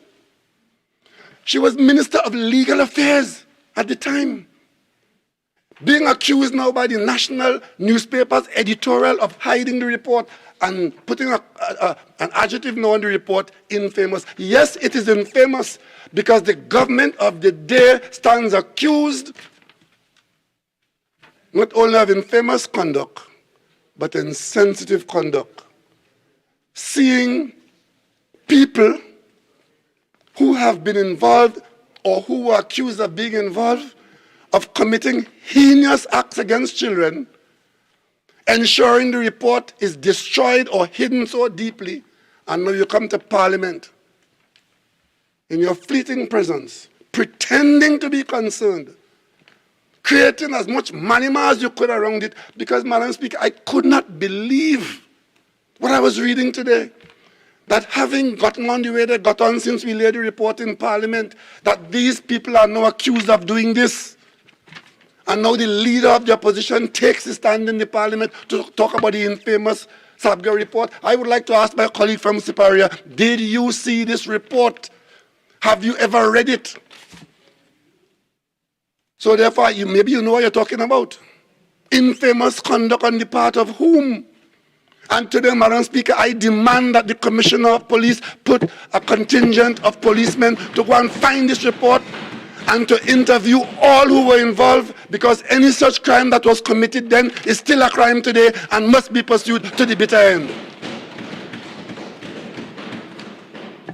And the country will see who really is a proper government for Trinidad and Tobago. Those who got a report in December and laid it in March, in April, took a decision in March and laid it the following month in this parliament, or those who got a report of criminal conduct against our most vulnerable children and hid it to protect who? To protect themselves and their friends. Madam Speaker, I say no more on that. But I trust and I believe that we have the authority in Trinidad and Tobago, in our uniformed and non-uniformed officers, to pursue and find this matter and to interview all of them who are of interest to the police, interview them and see what evidence comes up. If there's no evidence, nothing to follow. But if there is evidence, then every one of them should be prosecuted to the full extent of the law. And thinking that coming here and pretending to be carers for children and defending the public interest and attacking the government unnecessarily is going to save you all from that. Shame!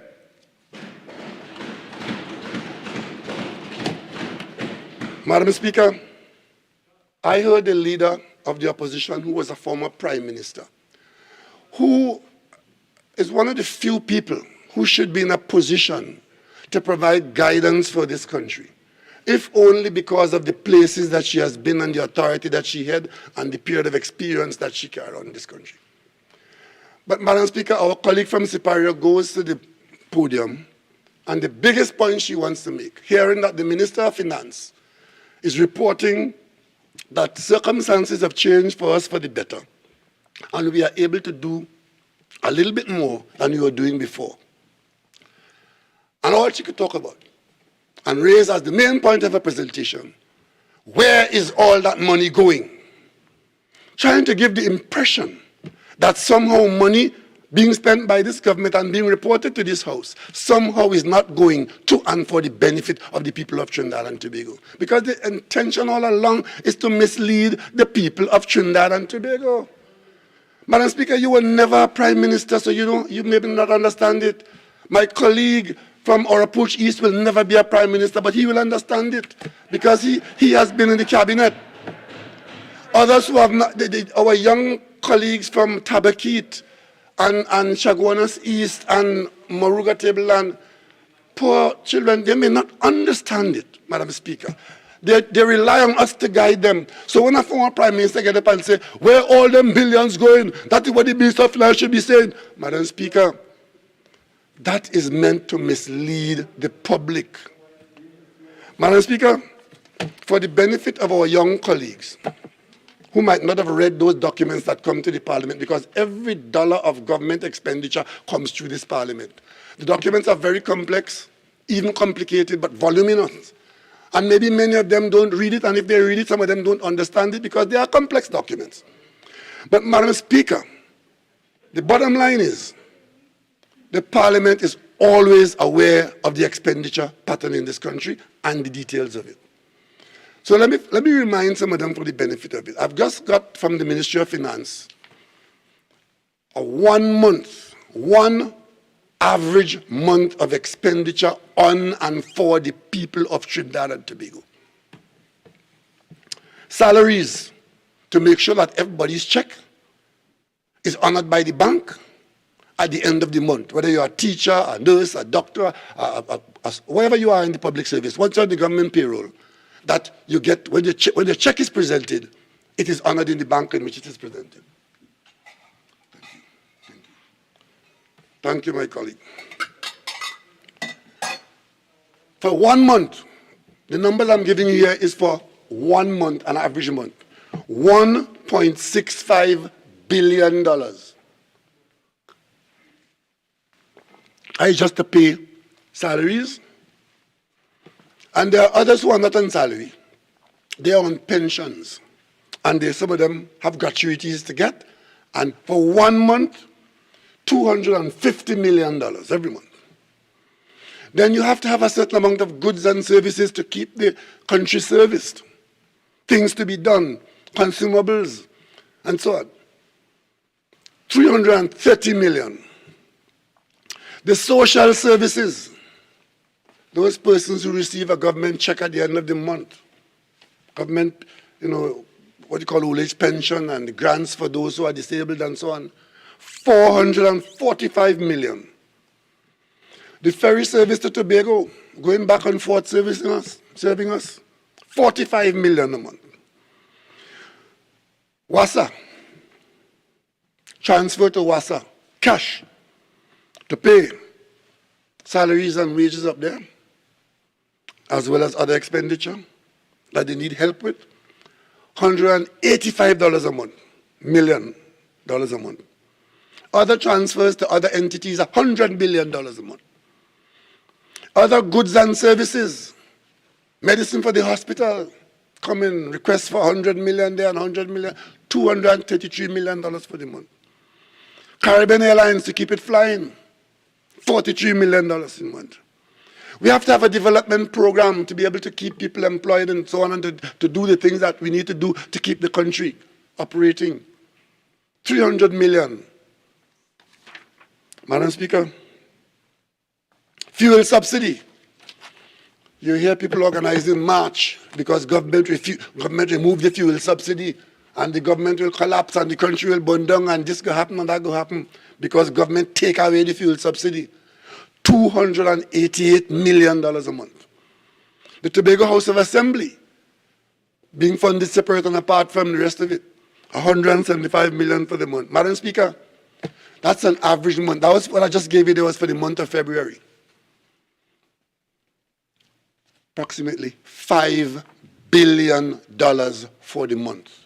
And if the year still has 12 months, multiply 12 by 5, and you get $60 billion.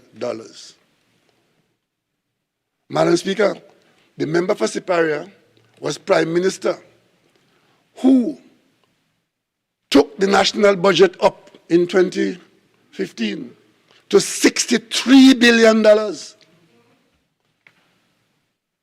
63. And is coming here today to ask the current Minister of Finance, who has been struggling since September 2015 to keep body and soul together. And today is the best news we've had since then, that things we're getting an ease. Madam Speaker, I want to remind my colleagues on the other side that there was a shortfall of $13 billion in the national budget in the first year of this government. $13 billion deficit. Madam Speaker, we worked that deficit down, right, till we got to the point just before COVID, where we were almost within sight of balancing the budget, and then COVID came. And whether we had money in our account or not, we had to get money to keep body and soul together and lives saved. We had to borrow money, billions of dollars to pay into the private sector to save businesses, billions of dollars to clear off debt that the government was owing and paying back very slowly but had to pay in a rush during the pandemic, billions of dollars to spend on vaccines and on food to keep people alive. And because we kept the business sector alive and waiting for a better day, the Minister of Finance could have reported today that the country's economy is improving and improving rapidly to the point where we are now down to 50% on our overdraft. And none of this, Madam Speaker, will get a word of commendation from the opposition as far as they are concerned. Is all condemnation. But I can tell you, the people in this country who are sensible and reasonable and have no hidden agenda have already spoken. Tonight, the business community at 7 o'clock congratulate the government and the Minister of Finance and look to the future with great hope.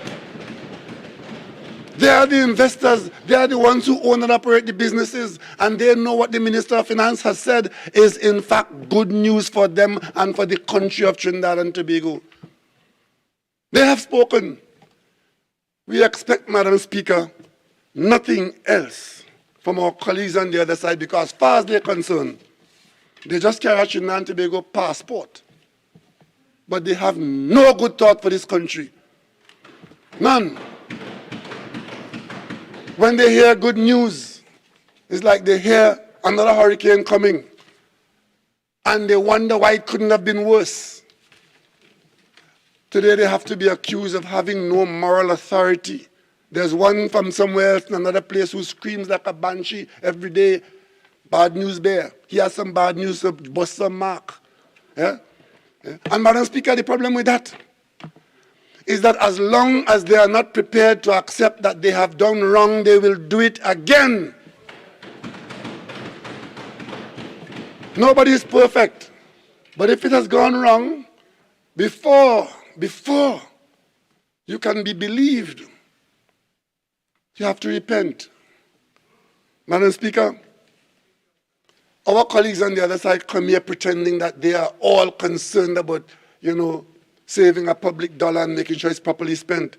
Let me give you an example of the difference between this government and the government that preceded us. The leader of the opposition made a big song and dance as to why the Prime Minister should be getting $60 million in this extension here, the appropriations here today. My colleague from St. Danzi's had to explain, it is not the Prime Minister getting it. It is the Ministry of the Office of the Prime Minister. The Office of the Prime Minister is a ministry like any other ministry. And there are a number of government departments in that ministry. So that $60 million is not going to the Prime Minister. Madam Speaker, I suspect that some of my colleagues actually felt that money allocated like that was for them, And it might have affected their behavior. But that $60 million, as you have heard, Madam Speaker, is for UDCOT and some expenses that UDCOT carry.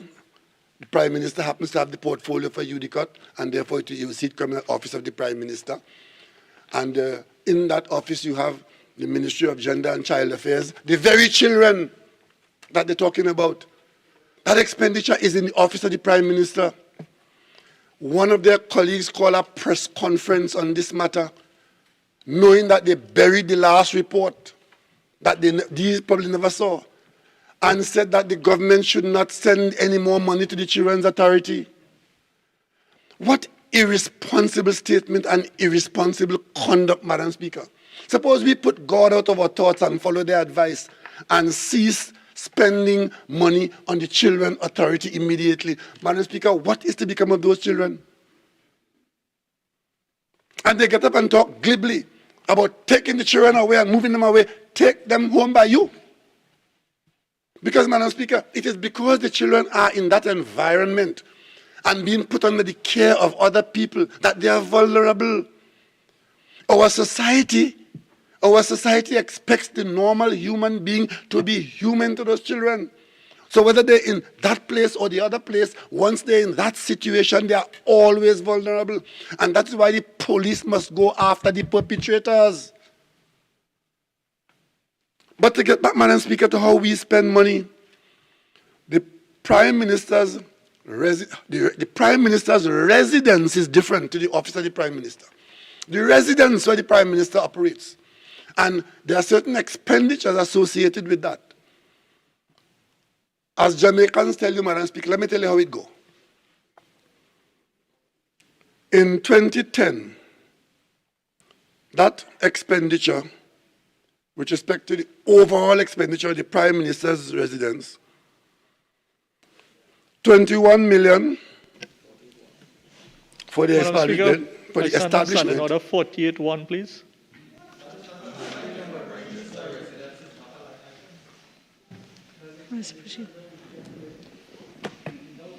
For the benefit of my colleague who just got up, the Madam Speaker, I am responding to the accusation that we are not, in fact, taking care of the public purse. Madam Speaker, I'm comparing to demonstrate that we are. 2010, $26.8 million at the Prime Minister's residence. of which 5.3 million was for events, discretionary spending on events. Could you rule if 2010 is before us, so we can speak about 1991?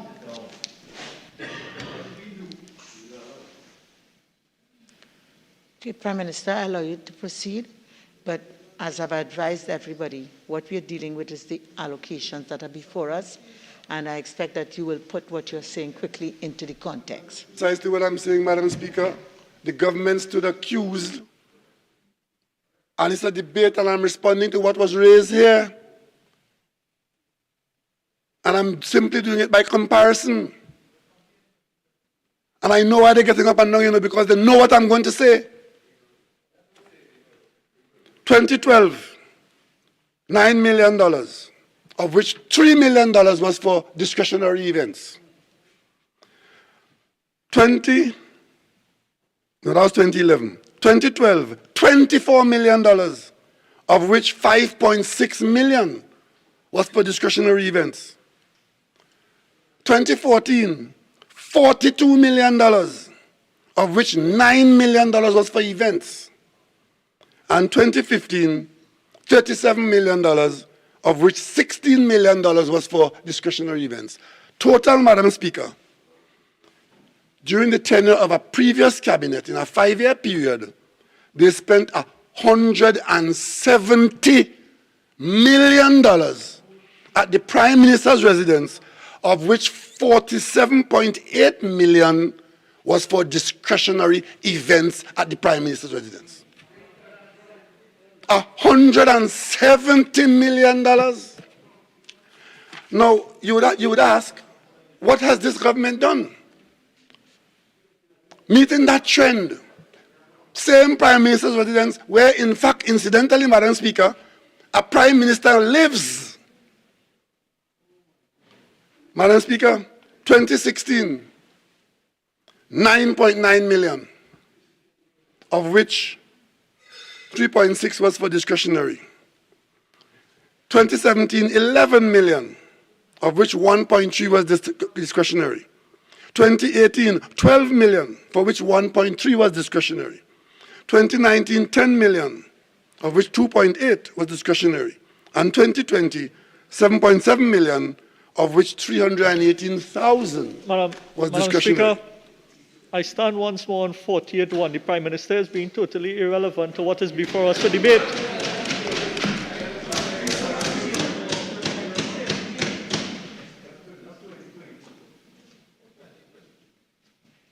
And again, I overrule. I've asked the Prime Minister, I've given him some leeway to put what he's saying in context with respect. I believe he's responding directly to certain matters raised by a member for Princess Town. Mr. Speaker, it might be irrelevant to him, but the point that I've just made here is that for a 5-year period, under the free spending UNC, at the Prime Minister's residence expenditure head, they spent $170 million. Under this Prime Minister, we spent $52 million for the same things. $120 million less. Madam Speaker.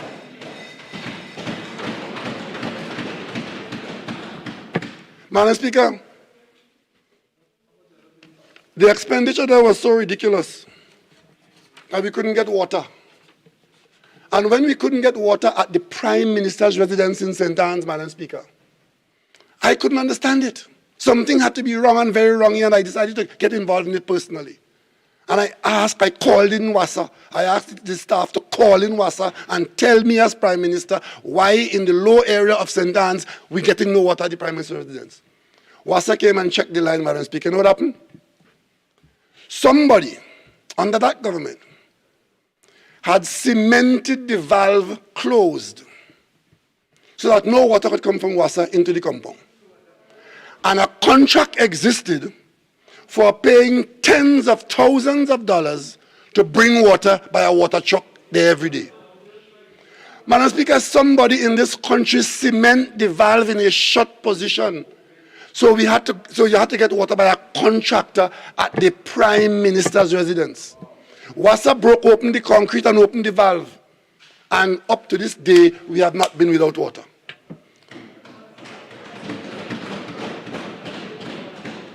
So you understand why they're jumping up and down like Jack in the Box, because they don't want the public to know that that is their record.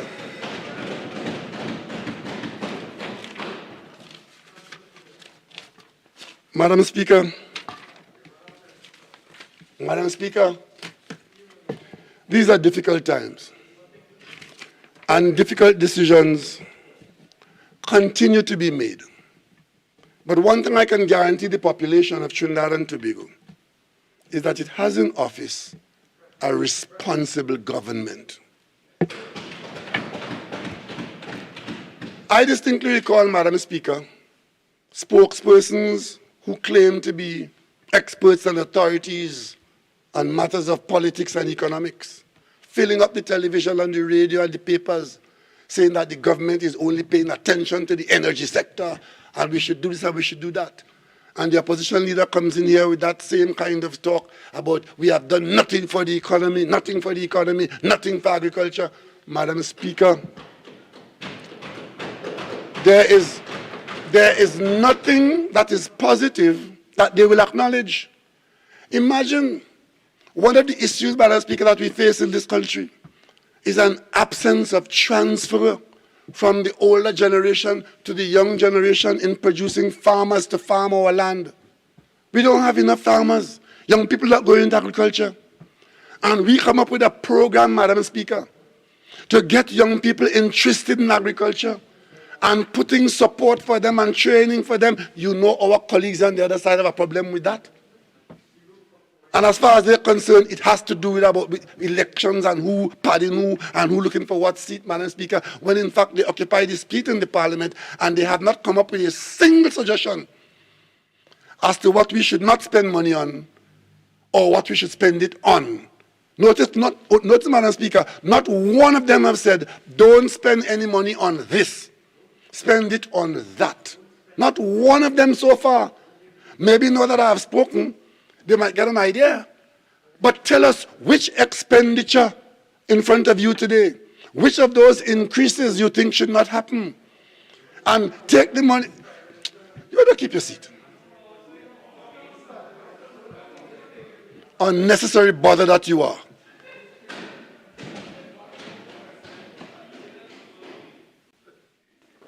Madam Speaker,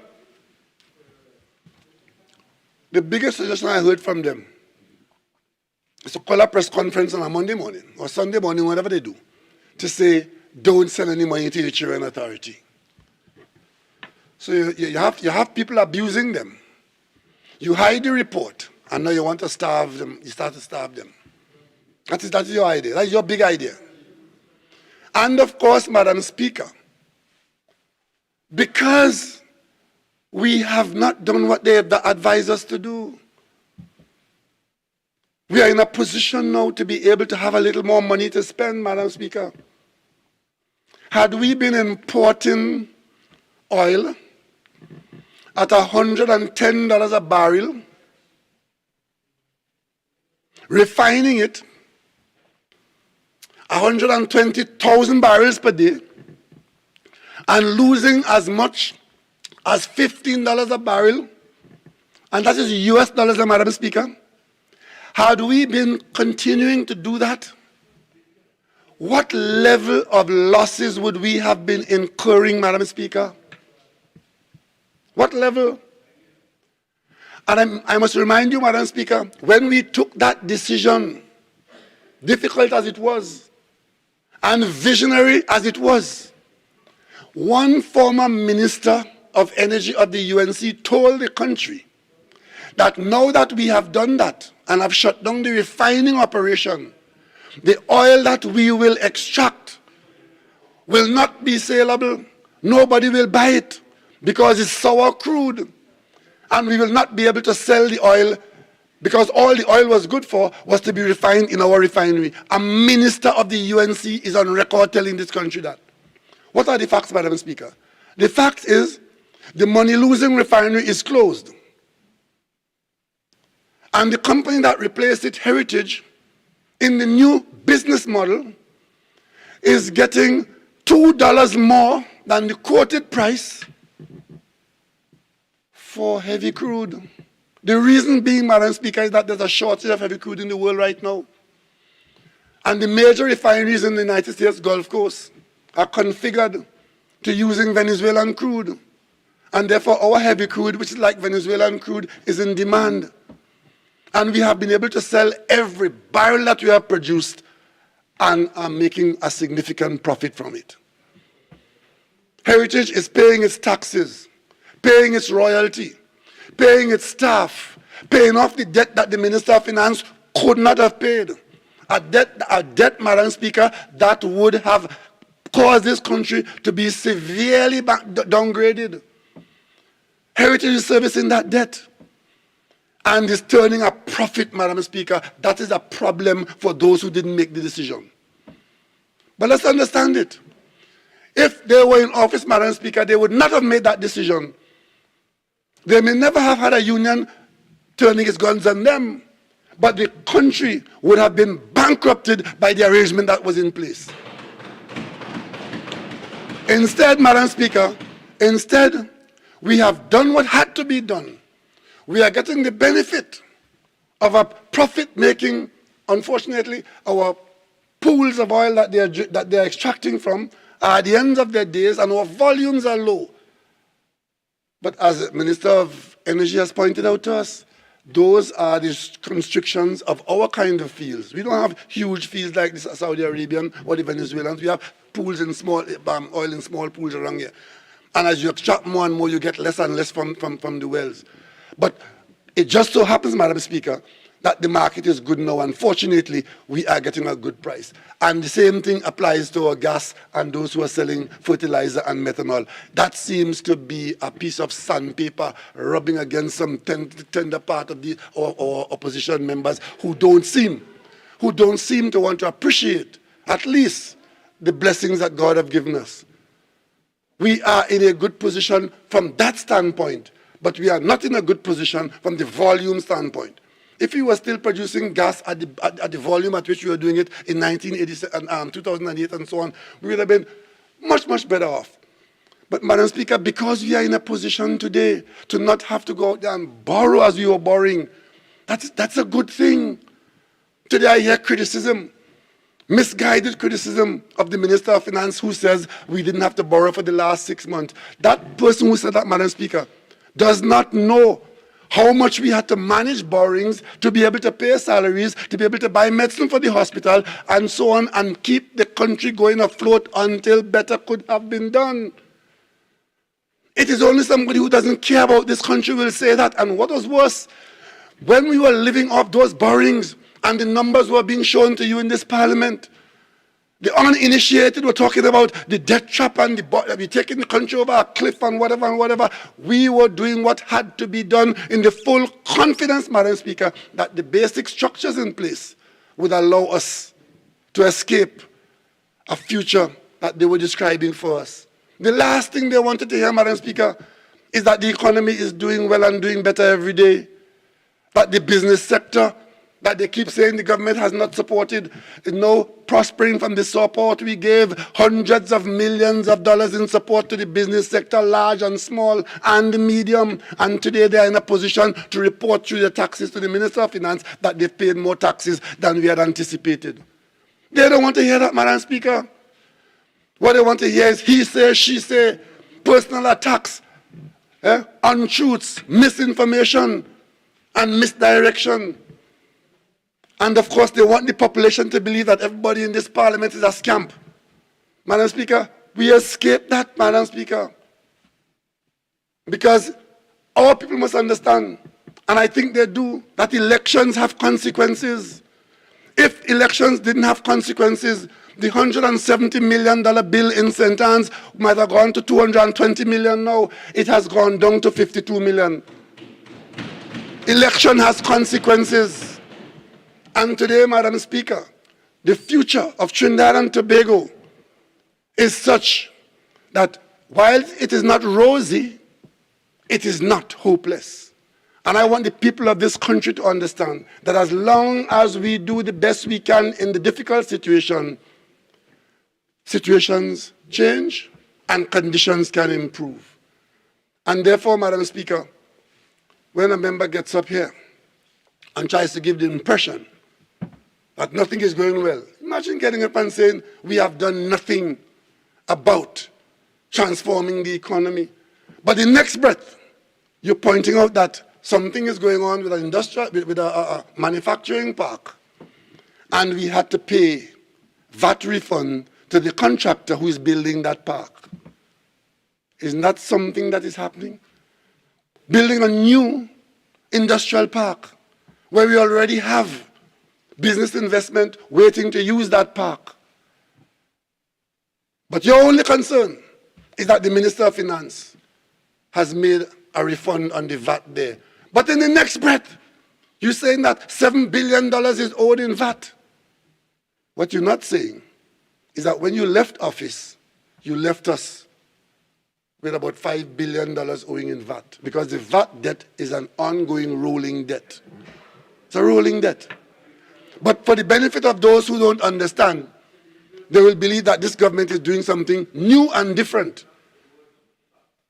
When they were drummed out of office in 2015, they left a debt of almost $5 billion in unpaid VAT refund. Prime Minister, you have 1 more minute speaking time. Madam Speaker, I will use that minute to thank you very much for your attention and to thank the national population for bearing with us, for staying the course, and for having hope in your country. Because it is when you don't have hope in yourself or in your country that difficult situations become impossible. The future of Trinidad and Tobago in good hands is bright, and we'll ensure that we enjoy that future. Thank you, Madam Speaker. Member for Cuba South.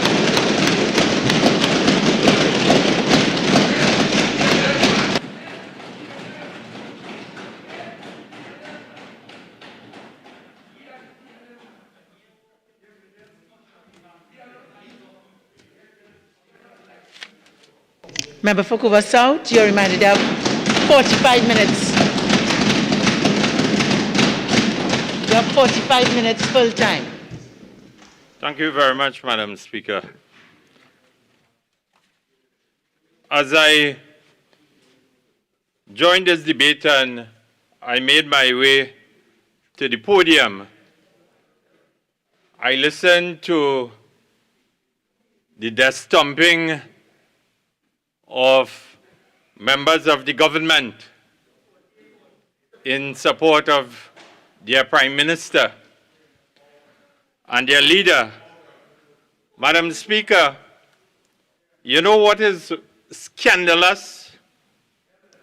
What occurred in this Parliament for the last 45 minutes is that the Prime Minister spoke and he did not refute or explain the London-based international arbitration ruling on $1 billion loss to the government of Trinidad and Tobago and NIDCO, Madam Speaker.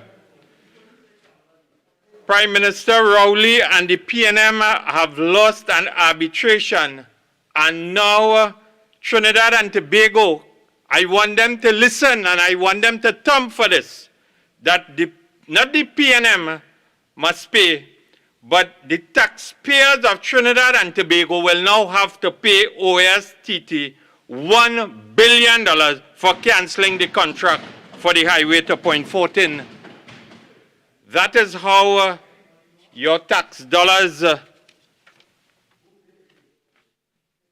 will be spent for PNM's continued political spite and malice. $1 billion to OAS for PNM cancelling this contract, $280 million for the Mosquito Creek Highway, which crumbled like cricks. Madam Speaker, Standing Order 55-1B, please. We heard this already. Okay, so Member for Cuba South, I'm just taking this as your lead up. Please continue. Thank you, Madam Speaker. and $50 million to fix the Mosquito Creek. $1,300,000,000, the cost to complete the highway, the PNM getting it done. Thumb for that, Madam Speaker. Madam Speaker, and you see the Prime Minister in his delivery and in his opening during his contribution, he attempted to mislead this Parliament again. And he created... You know, I'll ask you to rephrase that. Ask you to withdraw that and rephrase. Thank you, Madam Speaker. The Prime Minister...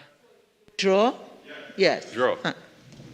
The Prime Minister attempted to make heavy weather of the Leader of the Opposition and the Chief Whip, the Member of Parliament for Pointe-à-Pierre, as it relates to the speaking time. You see, Madam Speaker, the opposition and every member of the opposition is prepared to participate in this debate. And the Leader of the Opposition made it clear, whether it was for 45 minutes, 65 minutes, 2 hours, we are prepared. But what it is about is not objecting about the speaking time. It is making a point about principle and deception, and one about playing by the rules, Madam Speaker. This is how we operate on this bench from an opposition's point of view, Madam Speaker. And the normal procedure is to inform the opposition how much time the mover will take so that the first responder can respond with knowing the equal time, Madam Speaker. And this has been the norm. And it has been read into the record here today in terms of the exchange between the Member of Parliament for Pointe-à-Pierre, my colleague, the Chief Whip, and the Leader of Government Business. And on this side, we Madam do not Speaker, operate. 48-1, please. You already... Please continue. Madam Speaker, I will inform the member. I have ruled. Please continue. Yes, I will continue. And I will inform the member for San Fernando East. Direct to conversation. Through you, Madam Speaker, that I am responding to your Prime Minister and your leader. And you must understand that within the parliamentary guile also. Madam Speaker, and don't attempt to interrupt me because... Member for Cova South, your conversation is with the chair. Let's avoid the personalities. I have ruled. Please continue. The conversation is this way. Always, Madam Speaker, whatever I have to say will always be true. Fernando, member for San Fernando East. Okay, I haven't heard what you've said, but I have spoken, and please let's get on and give this House the decorum that it requires. Thank you, Madam Speaker. I will always say what I have to say through you, Madam Speaker. And the opposition is about decency and playing within the rules of this Parliament. And those on the government side will listen to what we have to say, because we will make our point in relation to the standing orders and how we conduct ourselves in this Parliament. And when we make an agreement, we stick by the rules, Madam Speaker. That is the point. So when the Prime Minister comes and attempts to berate the Leader of the Opposition and members of my colleagues about not being prepared and not understanding what was being done here this evening in terms of the speaking time, it was never about that. And I want to tell the Prime Minister and all his colleagues that time is longer than twine in terms of decency in the way we do our business. Madam Speaker, I then want to go on to the very important issue that the Prime Minister indicated that nobody on the opposition should speak on the Children's Authority issue, and nobody on this side has the moral authority to speak. And he quoted extensively from an editorial that he read in relation to what was in today's Express, and also he alluded to the SABGA report. And I want to tell the Prime Minister that no one on the opposition bench, no UNC member in this House has been named in this report. And the said issues were deeply rooted prior to the UNC coming into government at that point in time, which you referred to, Madam Speaker. But more importantly, Madam Speaker, whilst the Prime Minister attempted to create a very sanctimonious position for the conduct of his government, I want to remind the Prime Minister that his government has been in office for the last 7 years. The Prime Minister has presided over the Children's Authority. It fell directly under the office of the Prime Minister, Madam Speaker. And the Prime Minister should have told the Parliament of this country that when he got the Judith Jones report, because the Minister with responsibility for gender affairs works directly with the Prime Minister, and the Minister once coming into possession of this report should have moved with haste to the Prime Minister, and that remains unanswered in terms of what was done. How quickly was this brought to the attention of the Prime Minister, and what did the Prime Minister do? I thought that the Prime Minister would have created a sense of comfort to all and sundry who are listening, who are viewing this debate this evening, and he should have told, he is duty bound as Prime Minister to tell us what he did in relation to this report coming into his domain, Madam Speaker. And, Madam Speaker, he went on a tirade. Artificial all the time to referring to the honorable member or the member for Diego Martin West and so on. Just watch the number of he's, the pronouns, okay? The Prime Minister should have told us what he did as it relates to his concern and his deep pain and his focus on children, because as I said, he has had the Prime Minister, the Honorable Member for Diego Martin West, has had that responsibility for the last 7 years. And the Prime Minister, through his office, issued a statement, and I want to quote from that statement, a paragraph from that statement.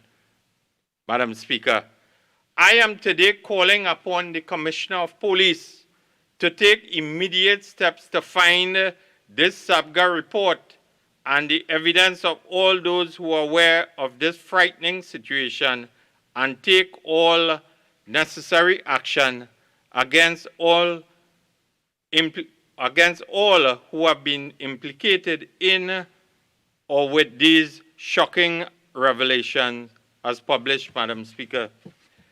You know what is surprising, Madam Speaker?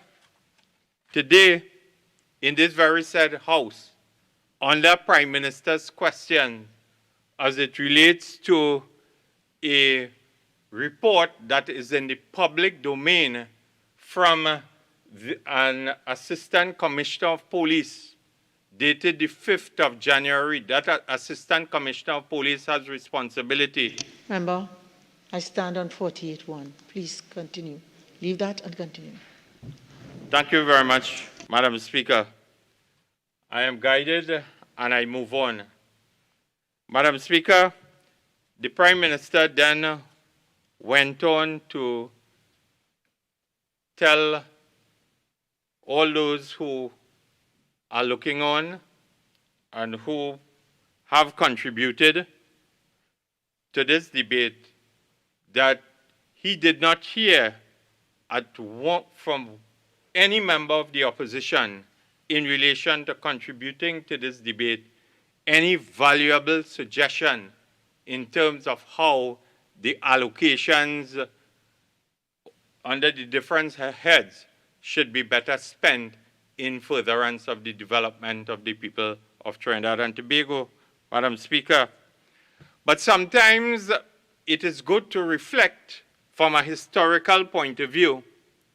And when the member for the Gomartin West was the leader of the opposition, I want to remind the member, the Prime Minister, what he stated on September the 22nd, 2012, Madam Speaker, and I quote from the Trinidad Guardian, "We will not cooperate with the government on any matter. We will isolate them as long as they remain in office." That is the leader of the opposition telling the country that any proposal put forward by the government of Trinidad and Tobago. 8.1, I'm failing to draw the correlation between the bill before us. No one said anything to that effect. And then, Okay, so I overrule. Continue. Thank you very much, Prime Minister, Madam Speaker. I apologize for elevating or attempting to elevate you to that position, Madam Speaker. But you see, through you, Madam Speaker, the member for Port of Spain North, St. Anne's West, surely would have listened to the contribution of the Prime Minister and the conclusions that he made in relation to the conduct of the opposition. And that is what I'm responding to here tonight, Madam Speaker. And also, in that regard, that any time, I want to quote from the 10th of April, 2013, an Express article, and I quote, "The then leader of the opposition who holds the position of the Prime Minister of Trinidad and Tobago told the country, anytime a government resorts to blaming the opposition for its failure to deliver on their mandate and their responsibilities to the people, it is clear that they have accepted that they have outlived their usefulness." And for the last 7 years, Madam Speaker, all this government can do every time they stand to speak, they have no track record of success. They have no legacy. They cannot account to the people of Trinidad and Tobago, and all they can resort to is blaming the former Prime Minister,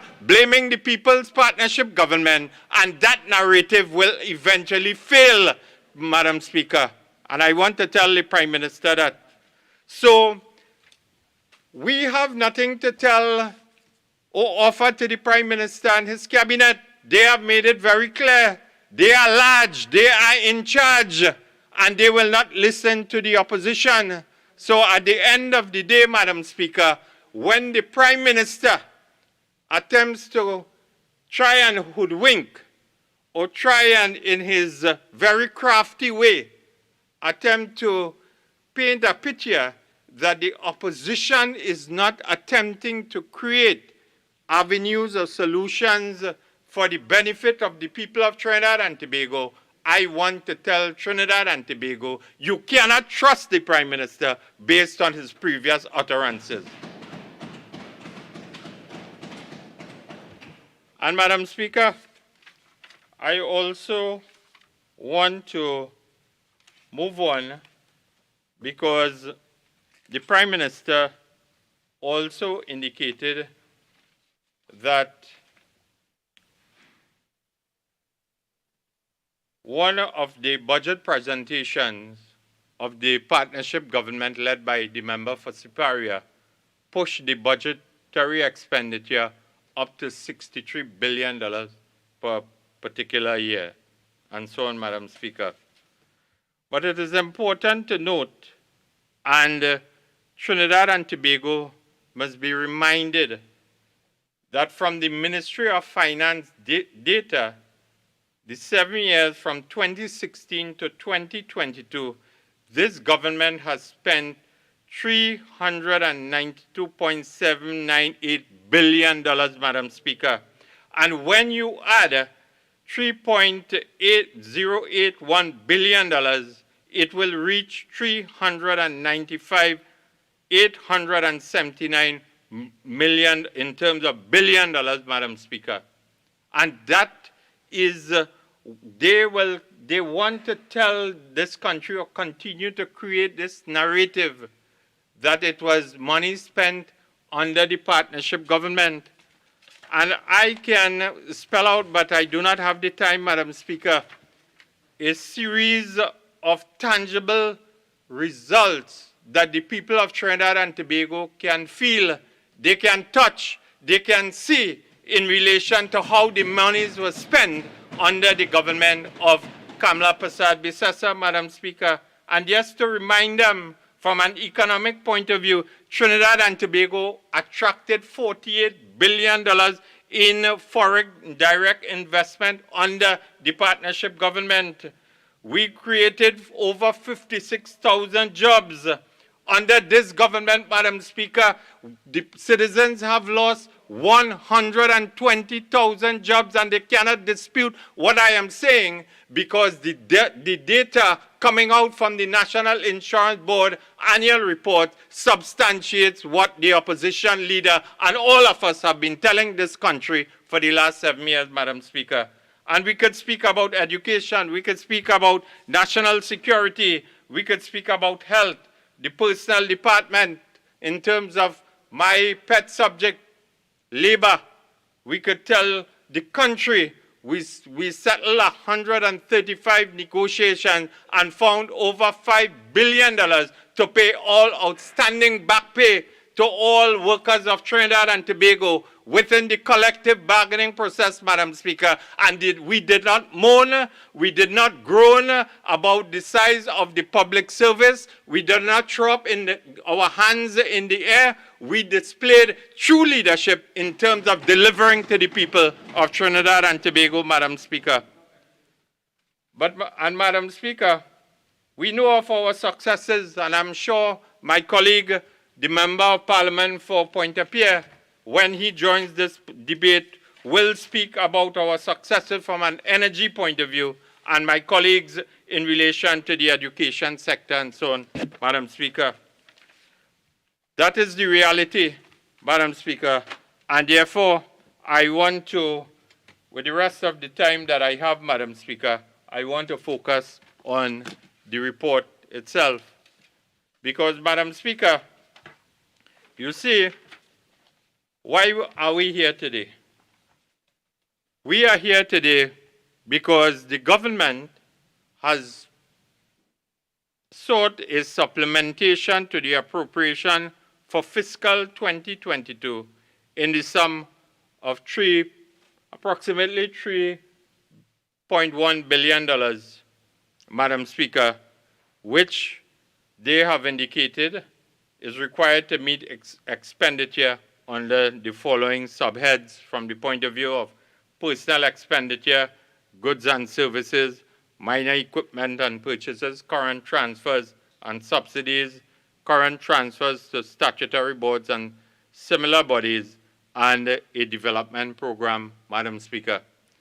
But you know, Madam Speaker, no one from the government's bench have really justified why or have made a very clear case that can get members of the opposition to buy in and support this measure which is being sought here this evening, Madam Speaker, because, Madam Speaker, this request for $3 billion extra from this country's treasury comes amidst an economic crisis. This government has time and time again, under their tenure, it is a fact that the economy has not been in a healthy condition, Madam Speaker. Madam Speaker, this can be seen in a number of ways. I am the Member of Parliament for Couva South, and every time I go to my constituency office, and I'm sure that all my colleagues on the opposition bench can substantiate what I am saying through you or to you, that they meet husbands and wives, they have to deal with their tears, mothers and fathers who have lost their jobs and cannot provide for their families as they were once able to do. Madam Speaker, I have seen dashed dreams of students who cannot afford to pursue their hopes, their aspirations for tertiary level education, Madam Speaker. And Madam Speaker, I have seen the anguished facial expressions of managers and leaders who have had to send their friends, their workers, and so on home. And I've also seen the anxious movement of housewives and other persons going to the supermarket only to see food prices getting higher and higher, with all and sundry wondering how high will these prices eventually get, whether they will be in a position to continue to afford basic food items, Madam Speaker. And Madam Speaker,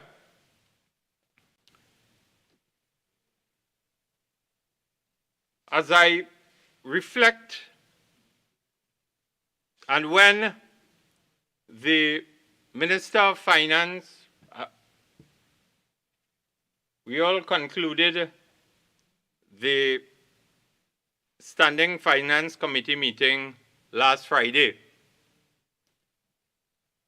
The constituents of Couva South interacted with me. In fact, the constituency executive met over the weekend, and they indicated to me that this request of the government of Trinidad and Tobago for an additional $3 billion, they asked me, how will this supplementation improve the quality of life and standard of living of all the constituents of Couva South? And they indicated that based on the track record of this government for the last 7 years, they gave me an overwhelming mandate that I must come to the Parliament of Trinidad and Tobago and reject this supplementation that is being requested on behalf of the government of Trinidad and Tobago, Madam Speaker. Because, Madam Speaker, when we look at Head 15, the Tobago House of Assembly, Madam Speaker, and under the subhead 06, current transfers to statutory boards and similar authorities, provision in estimates 2022, including direct charges, transfers, and environments, there was an allocation of $1,909,018,949. And an additional $60 million is being supplemented or requested. And the Minister of Finance indicated that this funding is required to facilitate the payment of outstanding debts to the National Helicopter Services for the period November 2019 to February 2022.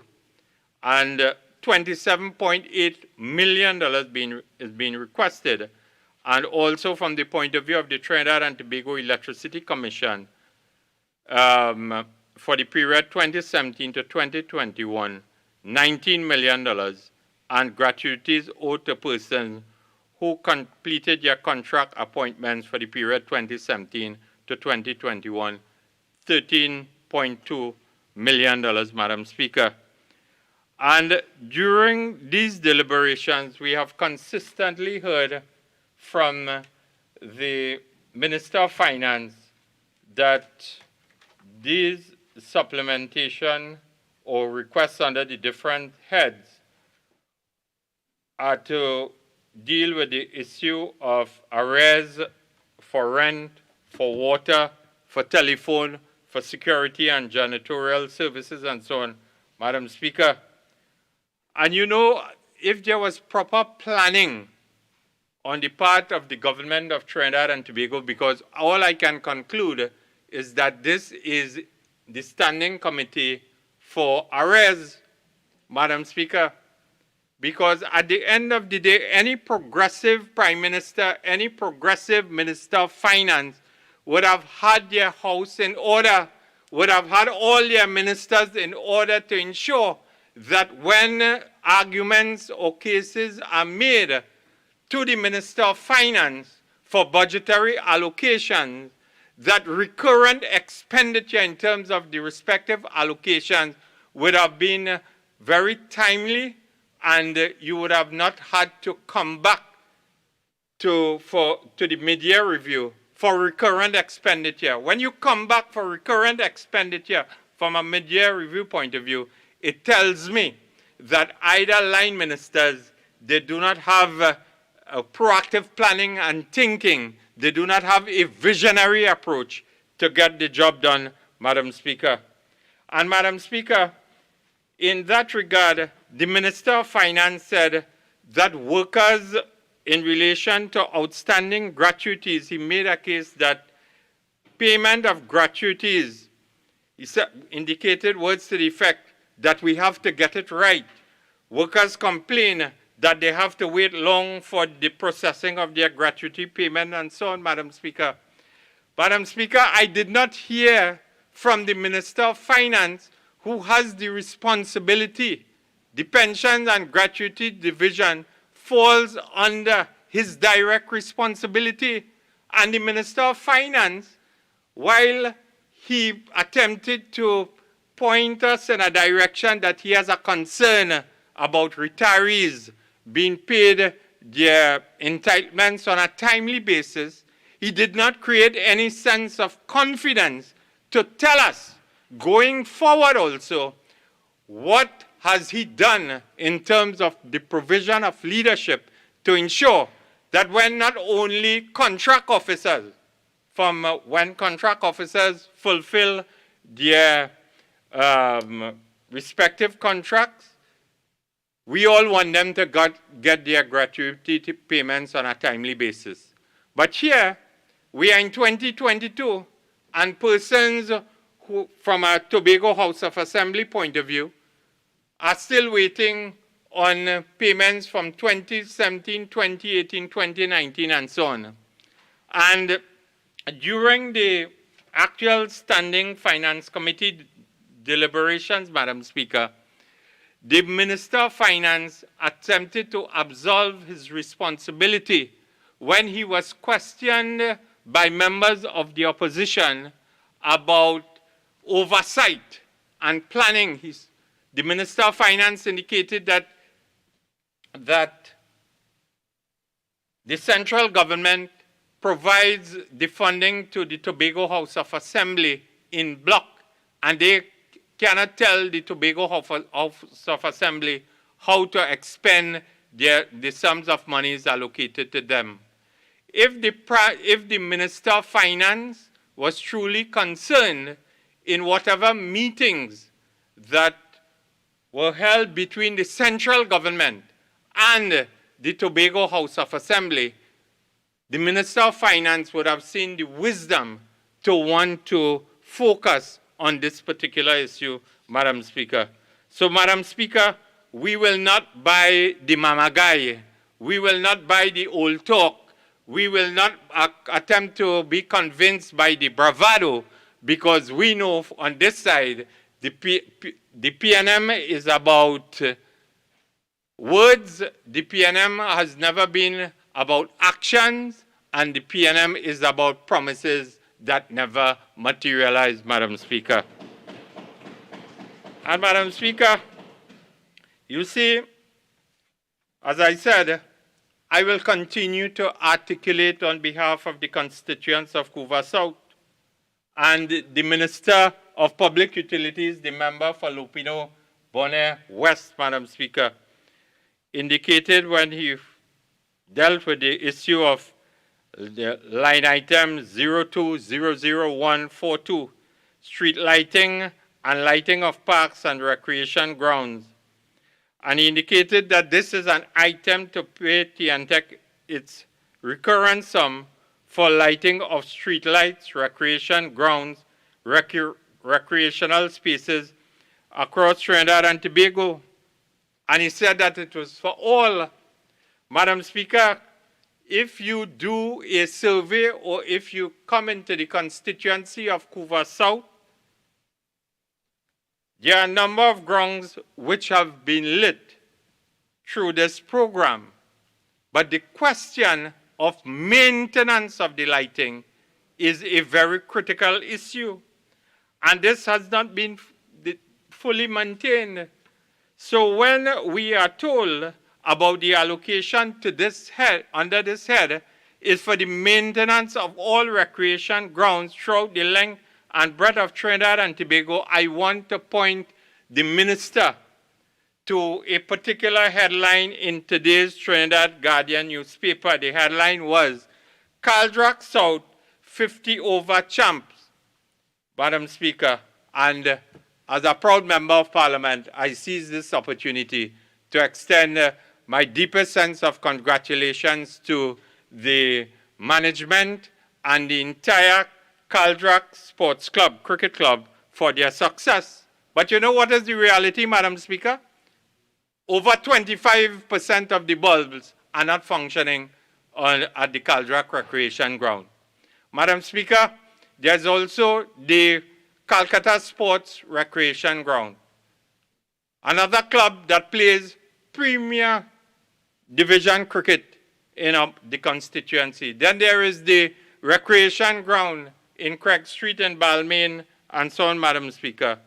And I want to tell the Minister of Public Utilities that if he wants to hold true to this particular allocation and where he has indicated that it is for all and sundry, we must not only see it in pronouncements and in words in the Parliament, but we must ensure that it trickles down for the benefit of not only sporting activities, but also for the benefit of all and sundry, especially the young people of Trinidad and Tobago who seek, based on the opening up of the economy and based on the fact that over the last 2 years, members of the public at large have not been able to participate fully in sporting activities and so on. We want the minister, and tonight I challenge the minister to ensure that there is equal distribution in terms of how the monies are expended under this particular vote, Madam Speaker. And Madam Speaker, the Minister of Public Utilities also focused on the very important issue of community water improvement program. And he indicated in his delivery,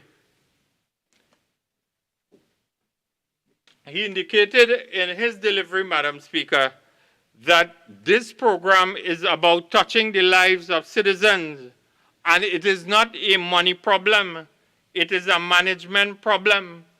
And the minister indicated that this program, and he does not intend to play politics with the delivery of water, Madam Speaker, and that is fine in terms of intent and pronouncement from the minister's mouth in terms of his delivery. And he indicated that in his first phase, $20 million was spent on 22 projects across Trinidad and Tobago. And in the second phase, 34 projects benefited over 100,000 citizens, Madam Speaker. Madam Speaker, when I speak on behalf of the constituents as it relates to a reliable water supply, it is not about politics. It is about the reality that is happening and has happened over the last 7 years, Madam Speaker, because between 2010, May of 2010 to September of 2015, the constituents of Couva South had no problem in terms of the delivery of a reliable and efficient water supply, Madam Speaker. And Madam Speaker, I am forced to ask the question whether the Board of Commissioners of WASA sanctioned a 1 in every 9-day water supply for the communities of Balmain, Calcutta number 1, 2, and 3, Balmain, and I could go on, Madam Speaker. So I want to ask the Minister here tonight that based on the third phase under this Community Water Improvement Program, which she has indicated will impact upon an additional 30,000 citizens in Trinidad and Tobago in terms of a more efficient and reliable water supply, that the communities of Bokaro, Calcutta number 1, 2, and 3, Balmain, Dow Village, Old and New Settlement, Windsor Park, Phoenix Park, and so on, are included in this particular program. Carolina, I see the member for Orapooch West is looking at me, and he knows why he's looking at me, because he has relatives in that part of the constituency who continues to dialogue with me more or less on a daily basis based on an inefficient water supply. And at the end of the day, Madam Speaker, I challenge the Minister of Public Utilities to utilize the third phase of his Community Water Improvement Program for the benefit of the citizens of the constituency of Couva South. And if indeed that is done in the next or towards the end of this fiscal year and beyond the new fiscal, into the new fiscal year, then I will congratulate and tell the Minister of Public Utilities that indeed there is no politics in the delivery of water, and all and sundry will be comforted on this side when we ensure that there is no geographic discrimination as it relates to the delivery of water in Trinidad and Tobago, Madam Speaker. And Madam Speaker, I want to move on with another point before I end my contribution, Madam Speaker.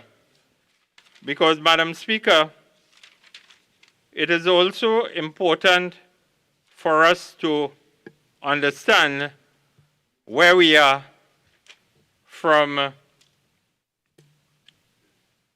this government approach as it relates to